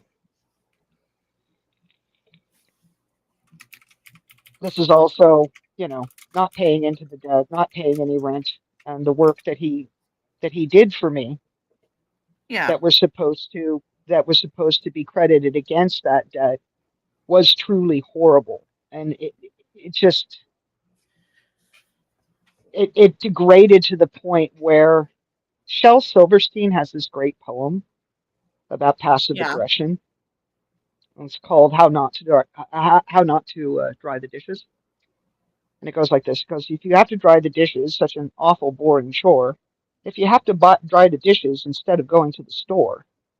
If you have to dry the dishes and you drop one on the floor, maybe they won't let you dry the dishes anymore. And Mm, that whole thing pretty much sums up this yeah. guy's work ethic. Teddy's, yeah, his work ethic. If That I keep screwing up, they'll eventually fire me. And oh no, I But don't no, have a no, job anymore. no, it's Or not me. even that they'll eventually fire me. I was in such a situation with him where I was in the grip of something called the fallacy of sunk cost. Okay, and this is where you invest a certain amount of money into something that turns out to be worthless. Yeah. But even though that thing is clearly worthless, you continue to sink money into it, Yeah, because you've already hoping, sunk I so much think, that money maybe into it it. will. Yeah, exactly. For that reason. Because you've already, you know what I mean? Yeah. Instead of just cutting your losses, you're like, I've already sunk this much money into it. I might as well just go ahead and stick with it. Correct. Correct. So, uh, the crew boss called me on Friday and says, "Where the fuck is he?" And I says, "Oh, he's here." And, you know, and he's not emerged from his location, from his trailer. I'm From not his waking him den up. of destitution and rotten I'm food. not, I'm not, I'm not responsible for this guy's, I'm not his fucking mother. Yeah. I would pound on the side of that trailer when he committed to work for me and he just simply wasn't coming out. Yeah. And when he would come out, it was an hour to an hour and a half later, bleary eyed, foul tempered, hungry, Probably more you than know. likely hung over. I don't know. I don't want to comment on. I simply wasn't close enough to see whether he was abusing any sort of substances. But Yeah. when I grabbed that car and I drove it back, like there were lottery tickets, just scratched off lottery tickets everywhere. And they weren't like the cheap $1 or $2 pulls. These were lotto tickets that were $10, $20, even $50 lotto tickets. Yeah. And like you have to have a serious problem to be spending like that kind of money. That's not just a casual thing that you're doing when you're buying those big tickets. You got a serious fucking issue at that point. Oh yeah. So it was at that point I discovered all of this other crap, and I discovered a very sizable gold ring that had stones in it that was shoved in between the seat and the console like it was hidden. Ooh. So I dropped the car off, and then 24 hours later, he's basically whining at me that he doesn't have his medication, that he left his medication in the car. And I said, okay, well, I'll go get your medication. What else do you want? You know? And he says, oh, I want my hats and I want this and I want that. It was just regular shit. He didn't mention any gold ring. Probably because he didn't So think because you had found it. I'm not heartless, I had to, and the inside of that car just, was full of detritus and dit cans and whatever. So, I had to dig through all this crap. For those of you And who I are just packed and joining, if you guys, I packed up every personal item that I could find in there, other than one hat. I think I missed one of his baseball caps. yeah. Uh, and that's when I found this ring. And so I dropped off the bag of crap, you know. And I'm like, here, here's your shit, you know. And for those of you who are just joining us and you guys want a refresher, we will be rewatching the trailer tour after we get done discussing. So that way you guys can get a refresher on what type of damage Teddy can do to a trailer in 6 months. Um, so when he left your property, I'm sorry, when he left my property. did you chase him with a gun? Oh God, no, no, no. Here's what happened. Friday rolled around, and after his crew boss called me and he said, "Well, I'm done. I'm firing him. I'm calling Jason. He's done." And it was after this that these other stories started to leak out, because we were exchanging back and forth, and then I really, because I got the other half of the apartment story and all of this stuff. Apparently, he had asked to rent that apartment for some ridiculously low amount. I can't remember, it was $500 or $700, and they laughed at him and said no. Yeah, Uh, I would have that laughed was at him when I too. got that was when the crew boss told me about uh, Teddy being pulled over at the base of that one job site and being surrounded by state police, and Teddy admitting, that the plate on that car wasn't right. He also told me that Teddy Bear had hit $1,000 scratcher at one point and had taken a picture of it and was showing it to everybody. He just could not contain his glee. But he didn't say a Um, word of it to you, huh? no, no, had no idea that he had, and he couldn't have cashed. I don't. I think that there were issues with him cashing in a lottery ticket that size, with him being a felon and all, and not, yeah, that wouldn't have been good for him. No. So, um, I think I even made mention of the lottery ticket because those screenshots that you were reading were, after he had been fired and whatever. But he went into desperation mode. And first he called Jason, tried to manipulate him and say, well, all I have to do is get insurance on that car, and then Auntie will let me drive the car, and then if I can just drive that car for just a few more weeks, I can buy my own car, and then I'll live in my car. No, it was truly, it was complete insanity. And Jason basically told him that he could use him for maybe another few days of deconstruction, on a completely different job site, and then there, that was really it for him. Yeah.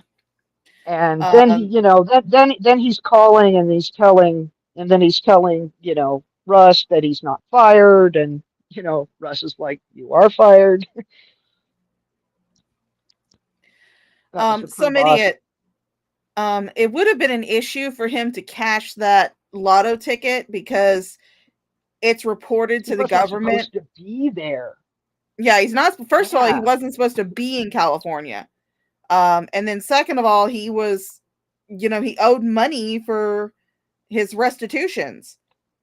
So not only is he which not again, I supposed to be in California, but he also owes money for restitution. So he wouldn't have gotten any of that money anyway. That would have been went right to his restitutions. And then also he would have gotten right, his ass arrested. correct, correct. It certainly would have put a beat on him, because what you guys have to understand is that after Teddy got that initial set of travel permissions, he completely stopped talking to his probation officer after that. So everything, like, you know, him going to that bond hearing and getting the bail money back and all of that, like that was after that, that was it. He stopped talking to him. He went completely dark. And this is somebody who you're supposed to talk to, I think, every week or every 2 weeks minimum. And they had zero contact. So that Friday, he was officially fired. And I'm like, if he doesn't, I said, he can't live here anymore. I said, it's over. I don't trust this guy. I don't care Yeah. about the lost cause. He has cost me so much money. He's about to steal a fucking car. I can't have him here anymore. He's got to go. And so he was told basically that Friday that he had to pack his shit and get out. Mm. Get your shit and get out. So it wasn't until mid Saturday that he even noticed that the car was gone, and that was when he whined about his medication. I went and got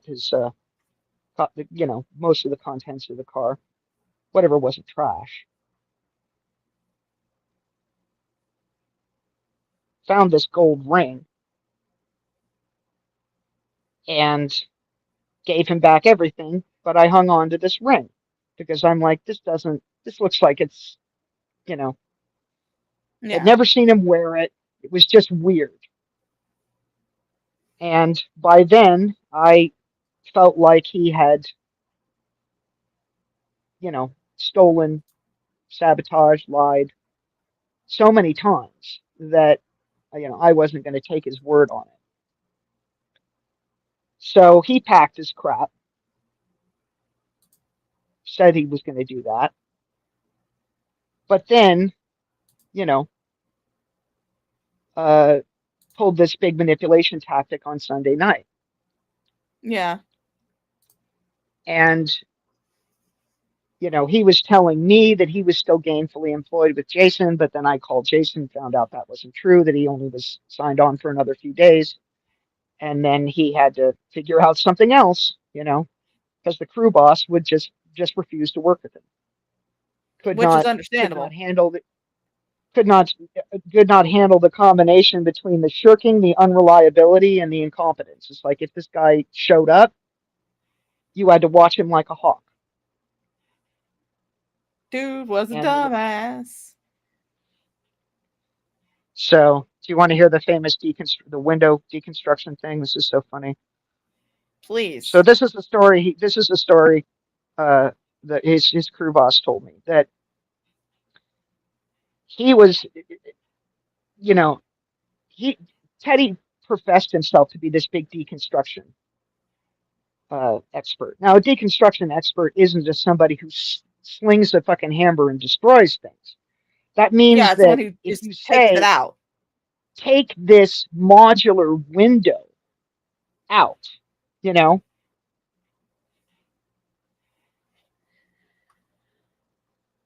he's supposed to do that, right? Well, not only the crew boss asked him to do that, but he showed him exactly how to do it. It's like, oh, first Yeah. you're supposed to pry this up and then this, and you're going to loosen that screw and this screw, and then do this and that, right? There was fresh drywall all the way around this window, by the way. Oof. He went out to get some, burgers or burritos or whatever. He comes back to find that Teddy has slung a sledgehammer all the way around the window, just completely destroyed all of the drywall. Oh my When god. at no point was it even required that he even touch the drywall to get the fucking window out. And he just, you know what I mean? He just came in and just his mouth was hanging open. And yeah, and he had done like worth of damage, and it looked like a tantrum. So It it looked looked like like he the, got hung up doing it, got pissed off, and then slung the sledgehammer at it. just went to fucking town. So, Yeah. you know, in the type of construction that we have in Southern California. A decon expert is somebody who knows how to remove a window without damaging it, knows how to remove a door without damaging it. You know, can install or remove a clawfoot tub. Uh, This is, Yeah, so it can be it's used basic shit. again, or so that way something else can be installed in the same space. Yeah, you're not supposed to. Yeah, yeah. The house needs I knocking down. You don't use a sledgehammer. You use a bulldozer. Very Yeah, simple, right? yeah. I do want to answer this question from Red Feather. At the time that he was staying with Antisocial, he did have a valid driver's license. It's just all Actually, the car. Hmm? Did he not? well, He see did that not have a I valid. don't know about. Okay, because again, we haven't gotten to the point where we've read the text where he's threatened me and he's done all that, Yeah, and I'm like, okay, now I got to call his probation officer because yeah. So I have to at this point, Teddy's I out. have to I have to He's divest myself of any liability Yeah. of the fact So that at this point, Teddy is off the property. You're talking about what you got out of his car, right? no, no, Teddy's still on the property. Okay. Okay. Uh, it's Sunday, it's Sunday, and for 2 days now, I've been telling him there's no fixing this. You know, you need to go.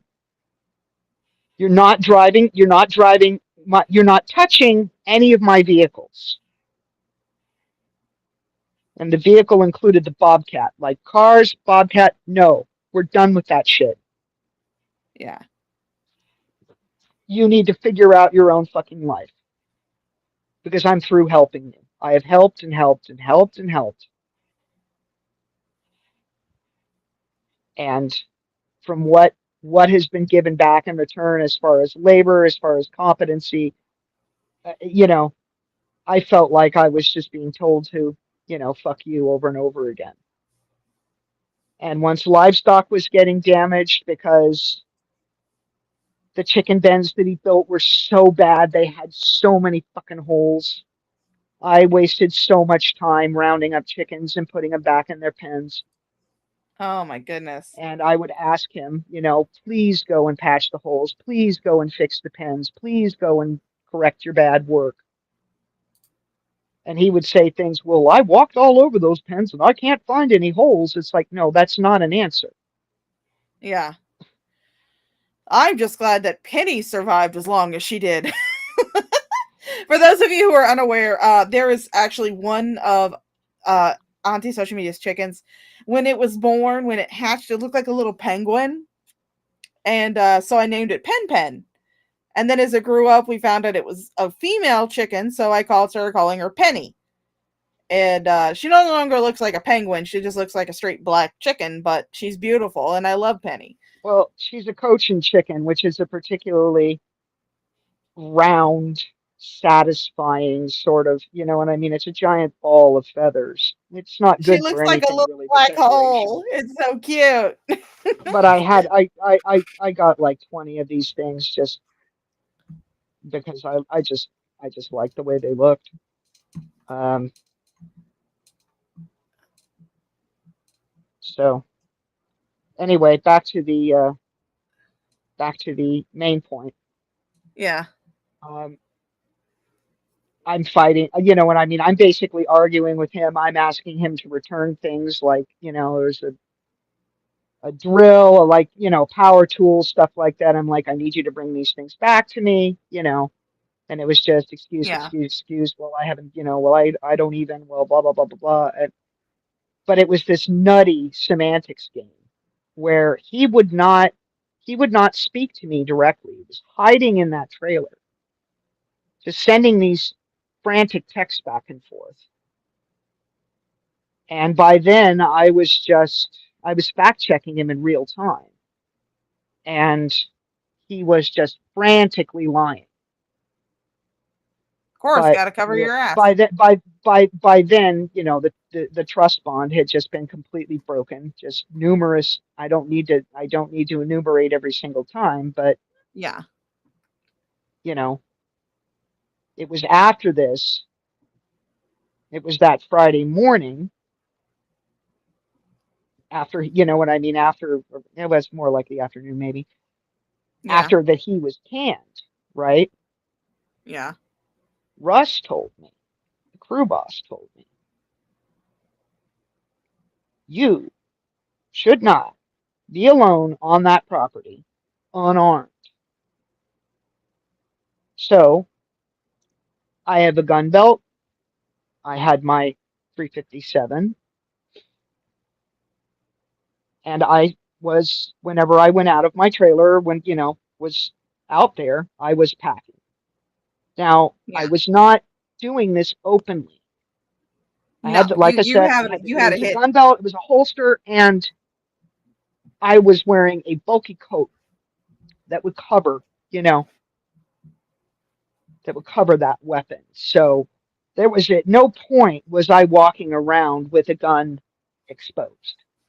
Yeah. But the last 2 days, I was advised by people that cared about me and that knew about that situation to not be unarmed, and so I wasn't. At no point did I even physically see this guy. Yeah. Like I said, he came home, you know, at the crack of whatever on Friday, and I never physically saw the man again. Didn't see his face, didn't see his body, nothing. He hid. He would not face me. It was a uh, crazy text off where he was trying to secure his location there, but there was absolutely no way I was going to put up with it anymore. Who would? So, but yeah, I mean, as far as me taking the car back and me quote unquote hiding the car, I absolutely did that. Oh I yeah, didn't 100%. chain the car. The car was put in a location that he didn't know about. I've only just And that now he couldn't revealed easily it and that he was, couldn't easily access. Because I yeah, remember only now, all of us in your Discord were all of us in the Discord were going, get that car, hide that car. yeah. Because Well, he takes off with that car. yeah, that was it. So, Which I mean, I honestly thought it would have been funny if he had showed up at Iconic's house with stolen property, but that's just me and my wicked sense of humor. yeah, but not at my expense. Yeah, not So, at your expense. so Yeah, at Red any Feather, rate, we already talked about the Bobcat. I really wish I could get to my Discord Yeah. because you were reading stuff that was the that was the Monday that he left all of those Yeah, that was like the texts. tail end of everything. Uh, But I mean, like I said, but there we'll was get this those. whole there was this whole there was this whole thing where you know um, he was insanely manipulative Yeah. between Friday and Sunday. He was just doing whatever he could, and I was utterly cold to him. I didn't want to hear it. Yeah. Uh, and what happened was that Sunday night, because he didn't have a car, Sunday night he decided to go and get himself some dip from the corner store. Now ooh, this is a 2 mile walk either way. I'm sure it wasn't fun, but one of the gates, the one that was at the sort of opposite end of the property, this was the one that he always liked to use because he could go in and out and I couldn't see him. So this is his sneaky way. He didn't want to use the other gate because it was like right by my place. The world's fattest ninja.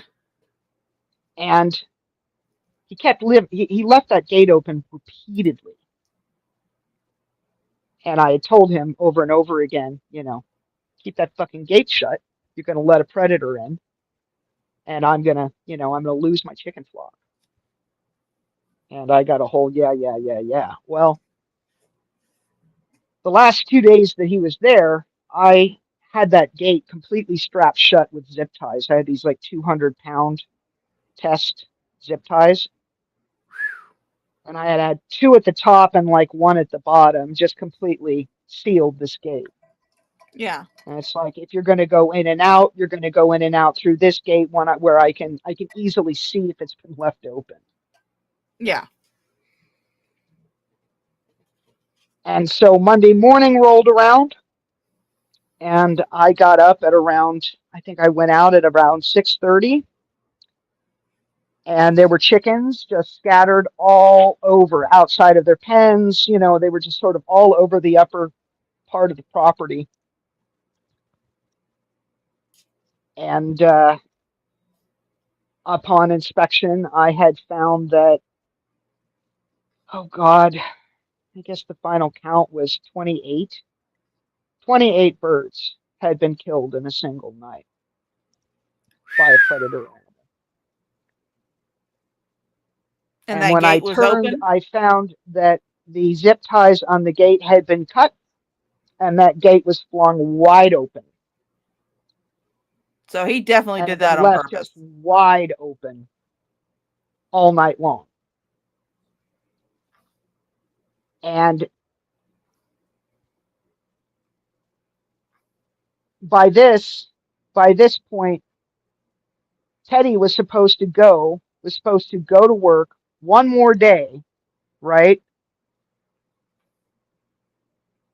And then But he from didn't. from work, he was supposed to literally leave. Like, Yeah. that was the deal we had struck. That he was supposed to take all his shit in the morning, and that when he left in the morning, I was never to see him again. Well, he, I guess, had made some sort of a deal with uh, one of the other people who was working for the crew boss to come and pick him up. We didn't know about this, but whatever. He said he had found a ride. We figured he was just going to Uber it. We didn't know that he was going to get this other employee to do it, come and get him. So by 7 a.m., and I had already assessed the damage, I ran over to my next door neighbor, and I had told him what happened. And I said, "You have to be here." I said, "I need to confront this guy." I said, "You need to physically be here for my safety, and also to serve as a witness that, you know, I Yeah. didn't do Service. anything to this guy." So there was physically somebody there when I confronted him about all the dead birds.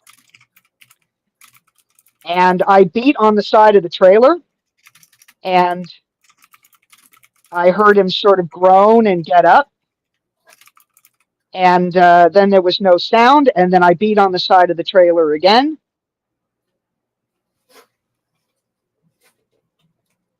He had just gone completely quiet.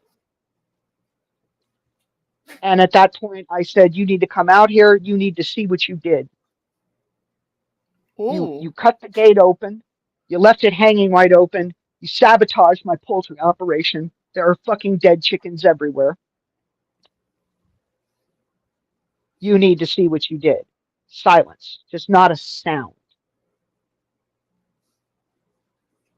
And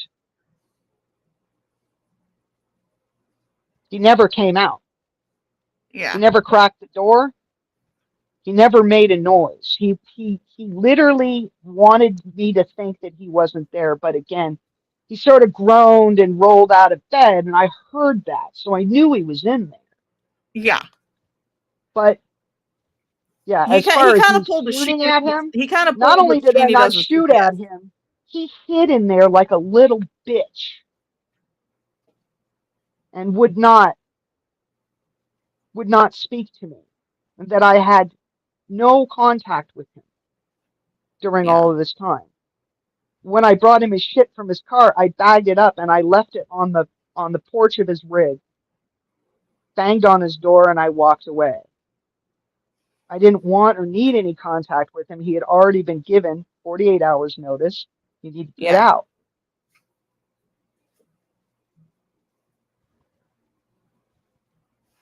So at this point, my neighbor, I was just getting hysterical Yeah. because, I wasn't getting a response. And I was calling him a coward. And I was demanding that he come out and face what he had done. Yeah. Oh, And there was goodness. nothing. Okay. So my neighbor literally dragged me next door and said, fuck this guy. Come and have a cup of tea. So I went over and I had a cup of tea with my neighbor. Meanwhile, he threw everything that he could fit into a backpack and he bolted. Now, I never saw him leave. So this whole thing about how I shot at him, that's a bunch of horseshit. Also, if I had shot at him, it would have been great for him Oh, yeah. because all he would have had to do was call the local sheriff's department and said, this crazy fucking bitch shot at me. They would have come out, given me a gunpowder residue test on my hands, which I would have failed spectacularly because you can't wash that off. It's something that's actually Yeah. permeates your skin and will stay there for, up to 48 hours. So he didn't have any opportunity to do that because he ran like a scared little bitch. What was crazy was that he was sitting at the end of the driveway waiting to be picked up from work. And about, let me just say, around 9 o'clock in the morning, I'm going to say, I start to get text messages from him saying, I need to stay there for another week. You know what I mean? I just need to make enough money to buy a car and then I'll leave. Yeah. I And I'm remember like, you are telling me you that. I was like, fucking no. insane? This is not negotiable. You're trying to pretend like you didn't do all this shit. And you did. Yeah. I remember. And I this remember. happened I was on a Discord huge with you. You were consequence. telling me this, and I was like, no, don't let him do that shit. So once again, called his boss,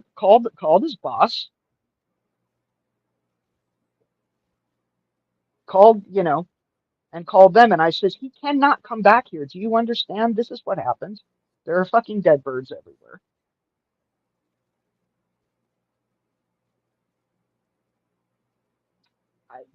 I have a horrible day ahead of me of cleaning up. Yeah. I remember you were And upset about he, those he chickens. is not, he is not welcome back here. That was a brand new flock I just took delivery on. I don't even want to tell you how much I spent on them.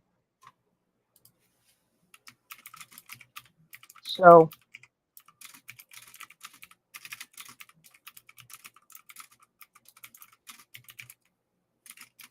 I yelled at him through Yeah. a trailer wall. That's the worst thing that I did. That was the most quote unquote threat that I posed.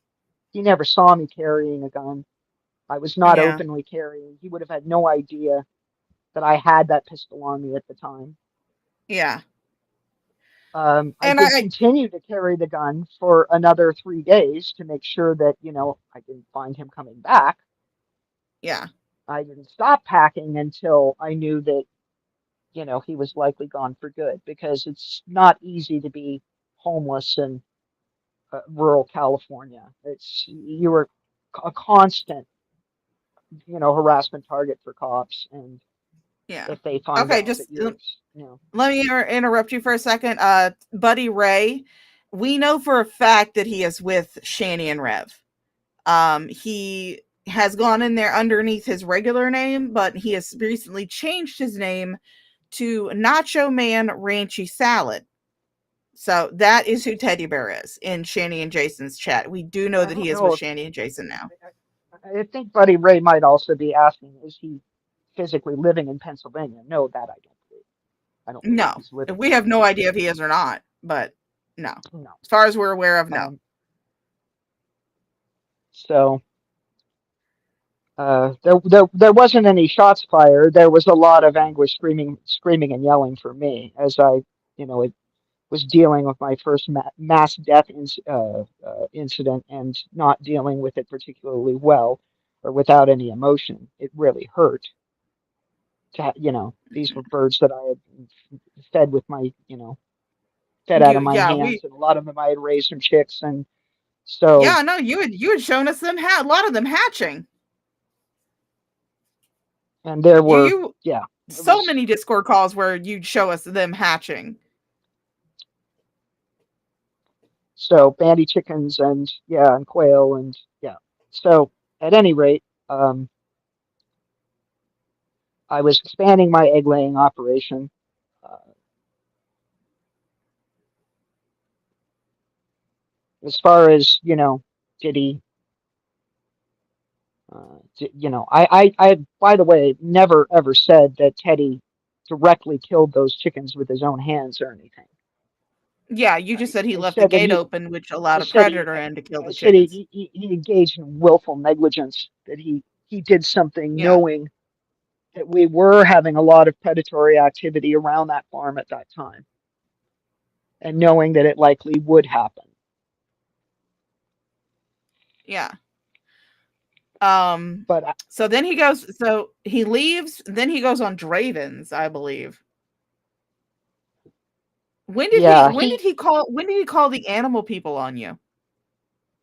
that I don't that that Because I ah remember you telling us about it on Discord. saying animal people. He called a lot of people, but uh, animal control. I think it was way after the fact. So I know when he called code enforcement. That I do Yeah. know. So Um. he did that. He did that probably right after he had sent all those threatening texts. I imagine he contacted Draven and talked to him at the same time because the last thing he said was, "I didn't talk to Draven. I didn't talk to Draven," which means, I mean, we all know he did. So, Yeah. I mean, for fuck's sake, we saw him on the fucking live stream. We heard his fucking so voice. it was uh, it was then when I contacted his probation officer because I just had to know. I had to know a lot of stuff. And so I Yeah. called this guy and I basically blurted out, you know, that, hi, I'm this person and, and I live at this address and you should have this address because, you know, at one point this individual had permission to be out here. He claimed that he took my address at that point to give to the probation officer. This turned out to be horseshit. This guy didn't know who I was. The travel permission that he got the first time around that Draven tripped over was, you know, it had nothing to do with work. Yeah. And you know, the officer confirmed to me at that point, no, that's not true either. He was given one 10-day permit to go to California. That's it. He was not supposed to be in California. And Oof. I said, I said, that's news to me, because I Yeah. was assured that he had all the proper paperwork and he's been sort of working here, but he's been fired and he's been ejected off the property. And it was at this point that we got into conversations about the car. And he said he's not allowed to own a car. He's not allowed to own a car. Um, So even if he had money to buy one, he was considered a flight risk. He was considered very unreliable. He hadn't paid any of yeah. his restitution. He literally hadn't done any of the stuff he was supposed to do. So, did he have a driver's license? I think it was a provisional license that was only for local work. Was it a valid driver's license in California under the conditions of his probation? Absolutely not. Let me just answer this real quick. That is a theory that we have that he what we think is happening is that there are people who want to donate to Shani and Jason, but they don't want to be known to donate to Shani and Jason. They don't want there to be any record of them donating to Shani and Jason, like, them showing a Cash App or PayPal or anything like that. So what they do is they send the money to Teddy. Teddy takes a portion of it off the top, probably a pretty good portion, and then he gives them the rest and says, "Hey, here's a donation." And so that's what we're thinking is happening. Again, it's allegedly. There's no proof. It's just allegedly. Okay, But what I'm going to it, call this is it's an educated guess. an It's an educated guess. educated guess, and it's an educated guess based on the fact that Teddy has sort of Teddy is aware of other people that have run these sort of proxy scams before, i.e., I'm going to gather money for, you know what I mean, this person over here, but this proxy person is the one gathering the money. Yeah, We've already heard countless times of people doing that and throwing, a pittance amount to the person that they're supposedly benefiting from. I just think that this was too easy to do because Teddy saw that sort of hole in the community where yeah, there are going to be a certain number of people that'll say, "Hey, I will buy Shani a pizza," you know, in order to write a disparaging message to carry on it, or I want to chip in and get them like a big bottle of liquor, but I don't want any, we don't want to be, you know, don't want to be implicated in the poo touching. And yeah. Teddy is basically, he's offering to serve as a fall guy in Essentially, yeah, exchange for in exchange for being the proxy for this money. And I just think that that's just too golden an yeah. opportunity for Corey, him there's to a not. there's a very yeah, Corey, there's a very high chance that Shani doesn't even know about it. There's a Why would very big Shani know chance about it? There that is Shani doesn't know absolutely about no it. reason why Teddy would say that he's got a whole little con running on the back of getting them mukbangs. Yeah. And I would like to clarify something. Teddy has gone around saying that he's the one that got them the spicy pizza. He is not the one that got them the infamous spicy pizza. That was actually Matt C. And I've seen receipts for it.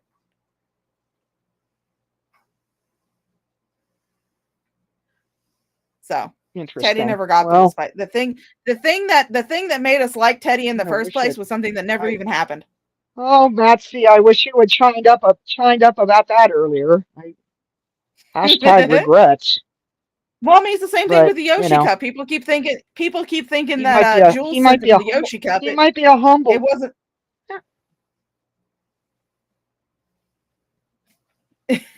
No. All right, well, But pubes I am again. basing it off of something else here. The Teddy at one point. Okay, I'm not. I can't see the chat, so I don't Yeah, give a fuck I about will, what's but I going will on say in the this much, chat. pubes. This isn't an airport. You don't have to announce your departure. Bye. Okay.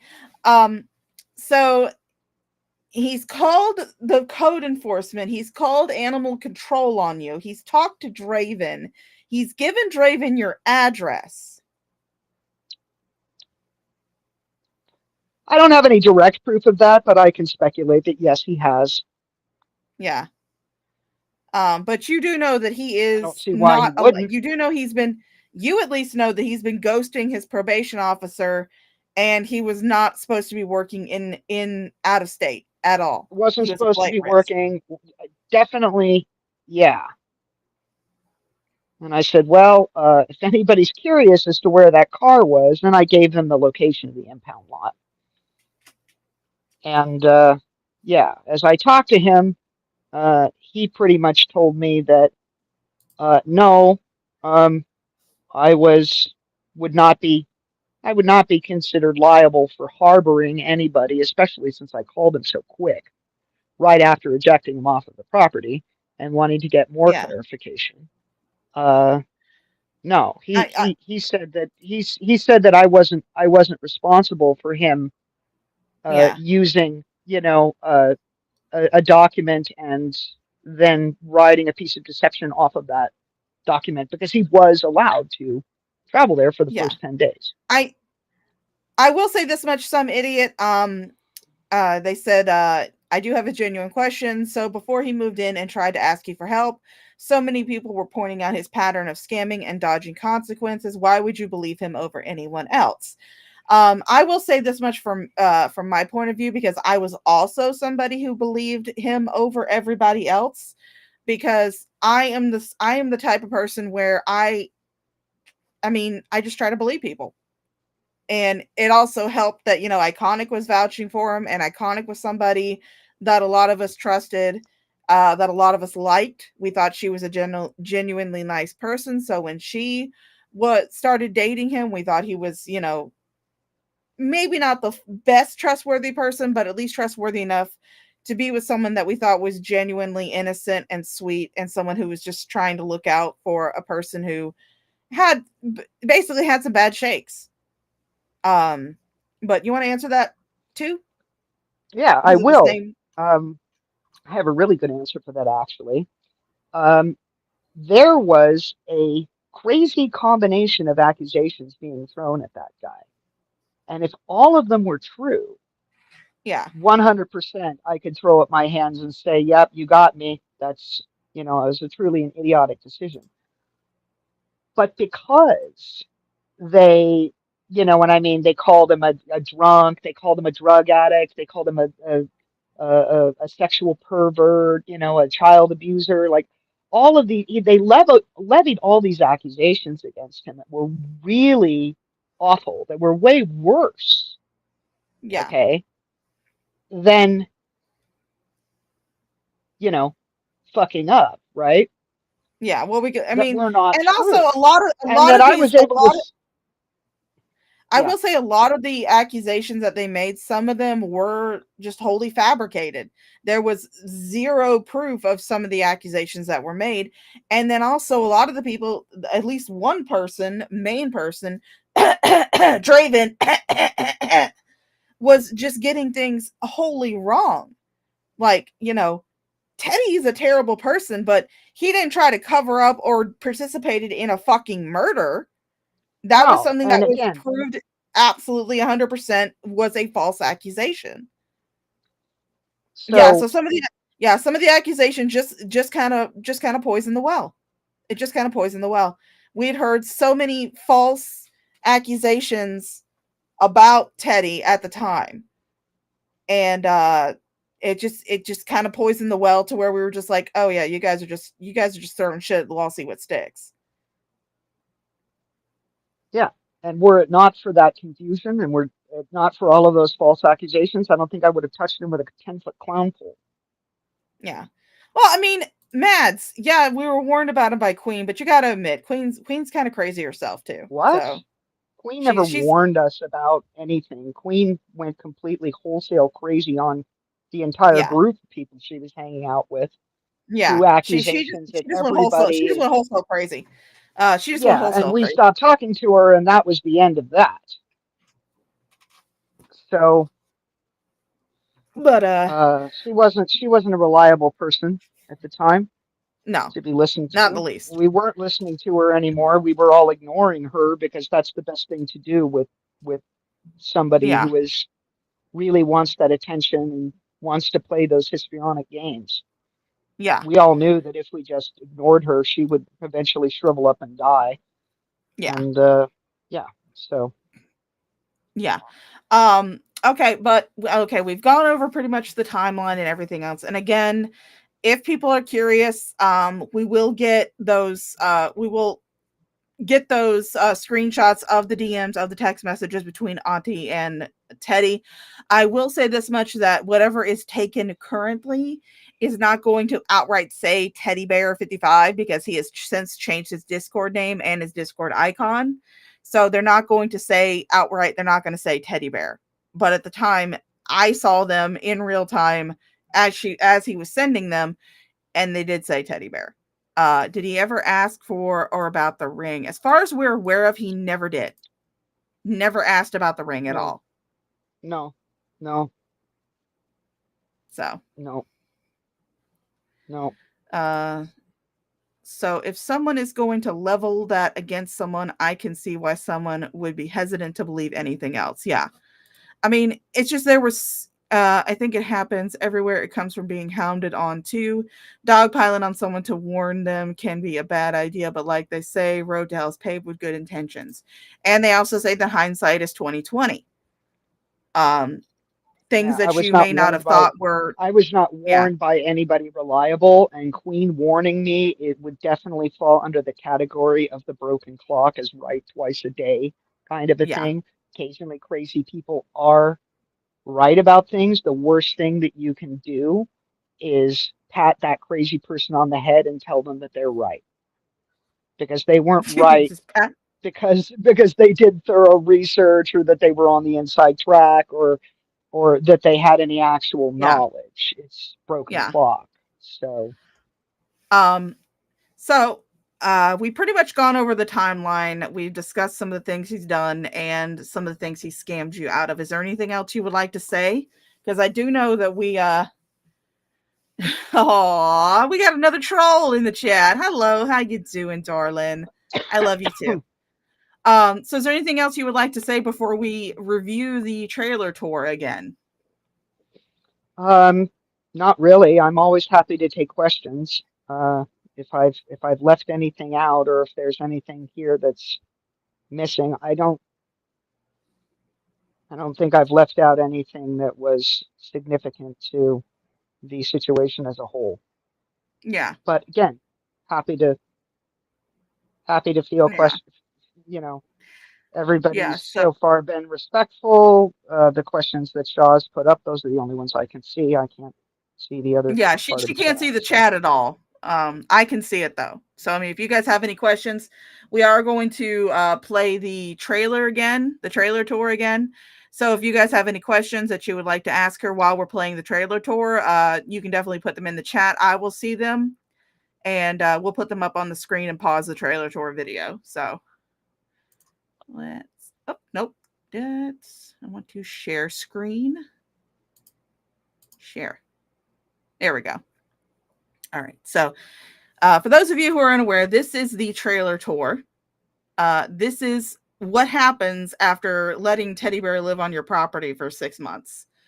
Again, there is no noise, no sound, and aw, aw, it's the Shaw of Girth, darling. You can at least get it right, okay? It's the Shaw of Girth.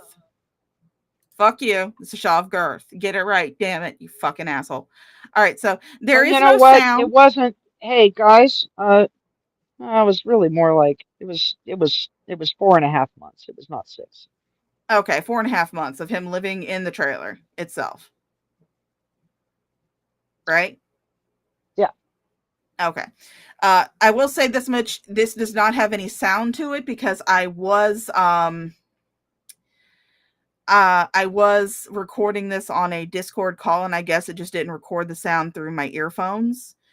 And so there is no sound. I did add music to it, and of course there is that one portion of the video where it is kind of blurred because it does show a glimpse of our dear panelist here in the video, and that's protect her identity. And like I said, so if you guys have any questions during the video and you guys would like to ask them, please do. We'll be glad to pause the Oh, video and answer them. Hmm? there was one other thing that I wanted to say. Okay. Uh, I could have avoided a whole lot of hassle if I had just listened to my dog. Oh That yeah, your dog didn't like him. my dog, my protection dog, she's a Belgian Shepherd. From the moment she met this guy, she loathed him. And her typical thing was is that if she saw him either out working or whatever, and I'd let her out, she would charge him. And it wasn't like running up joyfully. It was going full speed with real intent. Like I had to scream my lungs out to get this dog to stop and Yeah. turn and come back. And it she just never acclimated to him. And I've never had her like that before with any other human being. That Yeah. she's been in different places and been acclimated to different people and whatever, but she truly hated him. So I remember at one point he said something like, "Oh, she keeps her dogs locked up all the time." I had to keep my dog locked up all the time whenever he was around because at one point I really felt like he was trying to get bit, that he wanted to get bit, that being able to file a big fat lawsuit against me would have been like the greatest thing for him ever, that he could have drained me absolutely dry. Because California is the best place in the world to get bitten by a dog if you're a victim. The Yeah. law is completely on your side. And it's only through professional management that I've prevented people from being bitten by accident. This wouldn't have been an accident, however. This dog truly hated this guy Hmm. and had to be under strict obedience controls whenever she was around him, like at all. And it was exhausting, to be honest, because she was always looking to break those controls. She wanted to drive him off the property one way or the other. Yeah. And I was just trying to keep, trying to keep a lawsuit from taking place. So particularly towards the end, he would come and go at various hours. Again, refused to communicate with me, even though he's driving my car. I never got, rarely, if ever, got reliable ETAs on when he was going to come home. So it was hard for me to even control Yeah. uh, whether he would come into contact with the dog or not. So Oh, and I what will say happened this was much, is I guys stopped. in the I chat, stopped. if you guys just want to go buck wild on Dave Jackson, have fun. Go buck wild. But we're gonna replay the trailer tour. If you guys have any questions, definitely put those in the chat. I will see them. I will put them up on screen and we'll answer them. But until then, you guys enjoy the MTV Crib style tour of Teddy Bear's trailer that he fucked up after only 4.5 months.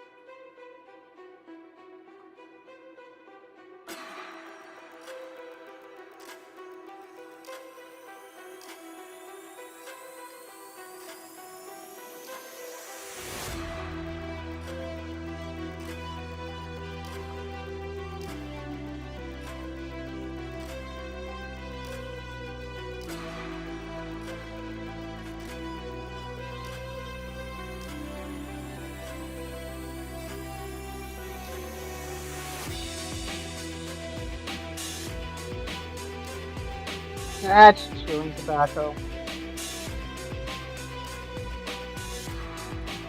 Uh, Red Feather. This is after he left.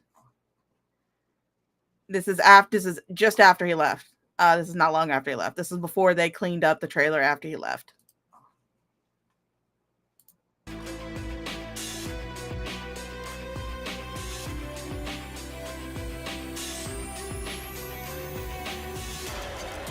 Hello, Slothcat. Yes, Ted. This is the trailer that Teddy was living in for about 4.5 months, 4.5, close to 5 months. Yeah, so he did that.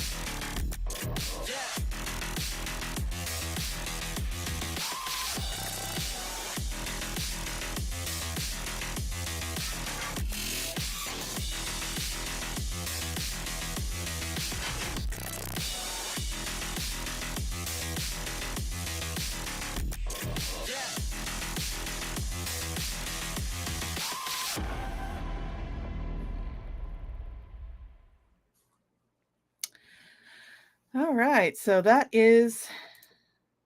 the tour. Let me put this back. There we go. A mouse That's the tour. infested hellhole is what it was. And that Ugh. was 2.5 days of cleaning, and then I had to hire like a professional extermination company to essentially seal all of the minuscule little cracks and then gas the thing in order to get Yeah, rid of the rodent problem because it had been so persistent by then. There's that much fucking mouse shit on the floor. It isn't just one mouse. yeah. Okay, so thank you so much for joining me, ASM. I know you've been wanting to get this out for a while. I'm so glad we were finally able to get this done. Uh, like I said, if anybody would like to see the chat records between these two, I will have them as soon as she can get them to me. So you can definitely ask for them there. You can ask for them on my Discord, which is linked down in the description of this live stream. It's open to everybody. You can come on in, have some fun. We're some little shitlords there, but save the troll posting for the IBS room. Thank you again, Auntie, for coming out. I really do appreciate it. So glad we could finally get this done. I know you're relieved to finally get this done. Do you have anything else to say before we close out? Not really, other than the dog probably still hates him. Trust your pets, people. Always trust your Yeah, pets. yeah, All trust the right. dog. All right. Well, thanks again for joining me, dear. This was All right. great to finally get it out. All right. I'm just going to close it up and we'll get off. All right. I'm going to put you in the back now. All right. Thanks, everybody, for coming out. Thank you for everybody who was asking questions. Thank you for everybody who was lurking. Thank you for everybody's chatting. Thank you, Dave Johnson, for being my biggest fan. Oh, I love you. I love it when I get trolls. Thank you for being my biggest fan. So thanks, everybody, for coming out. I have been the Shaw of Thirst. You have been my wonderful thirst quenchers. And until the next time I decide to stream, I will see you guys later.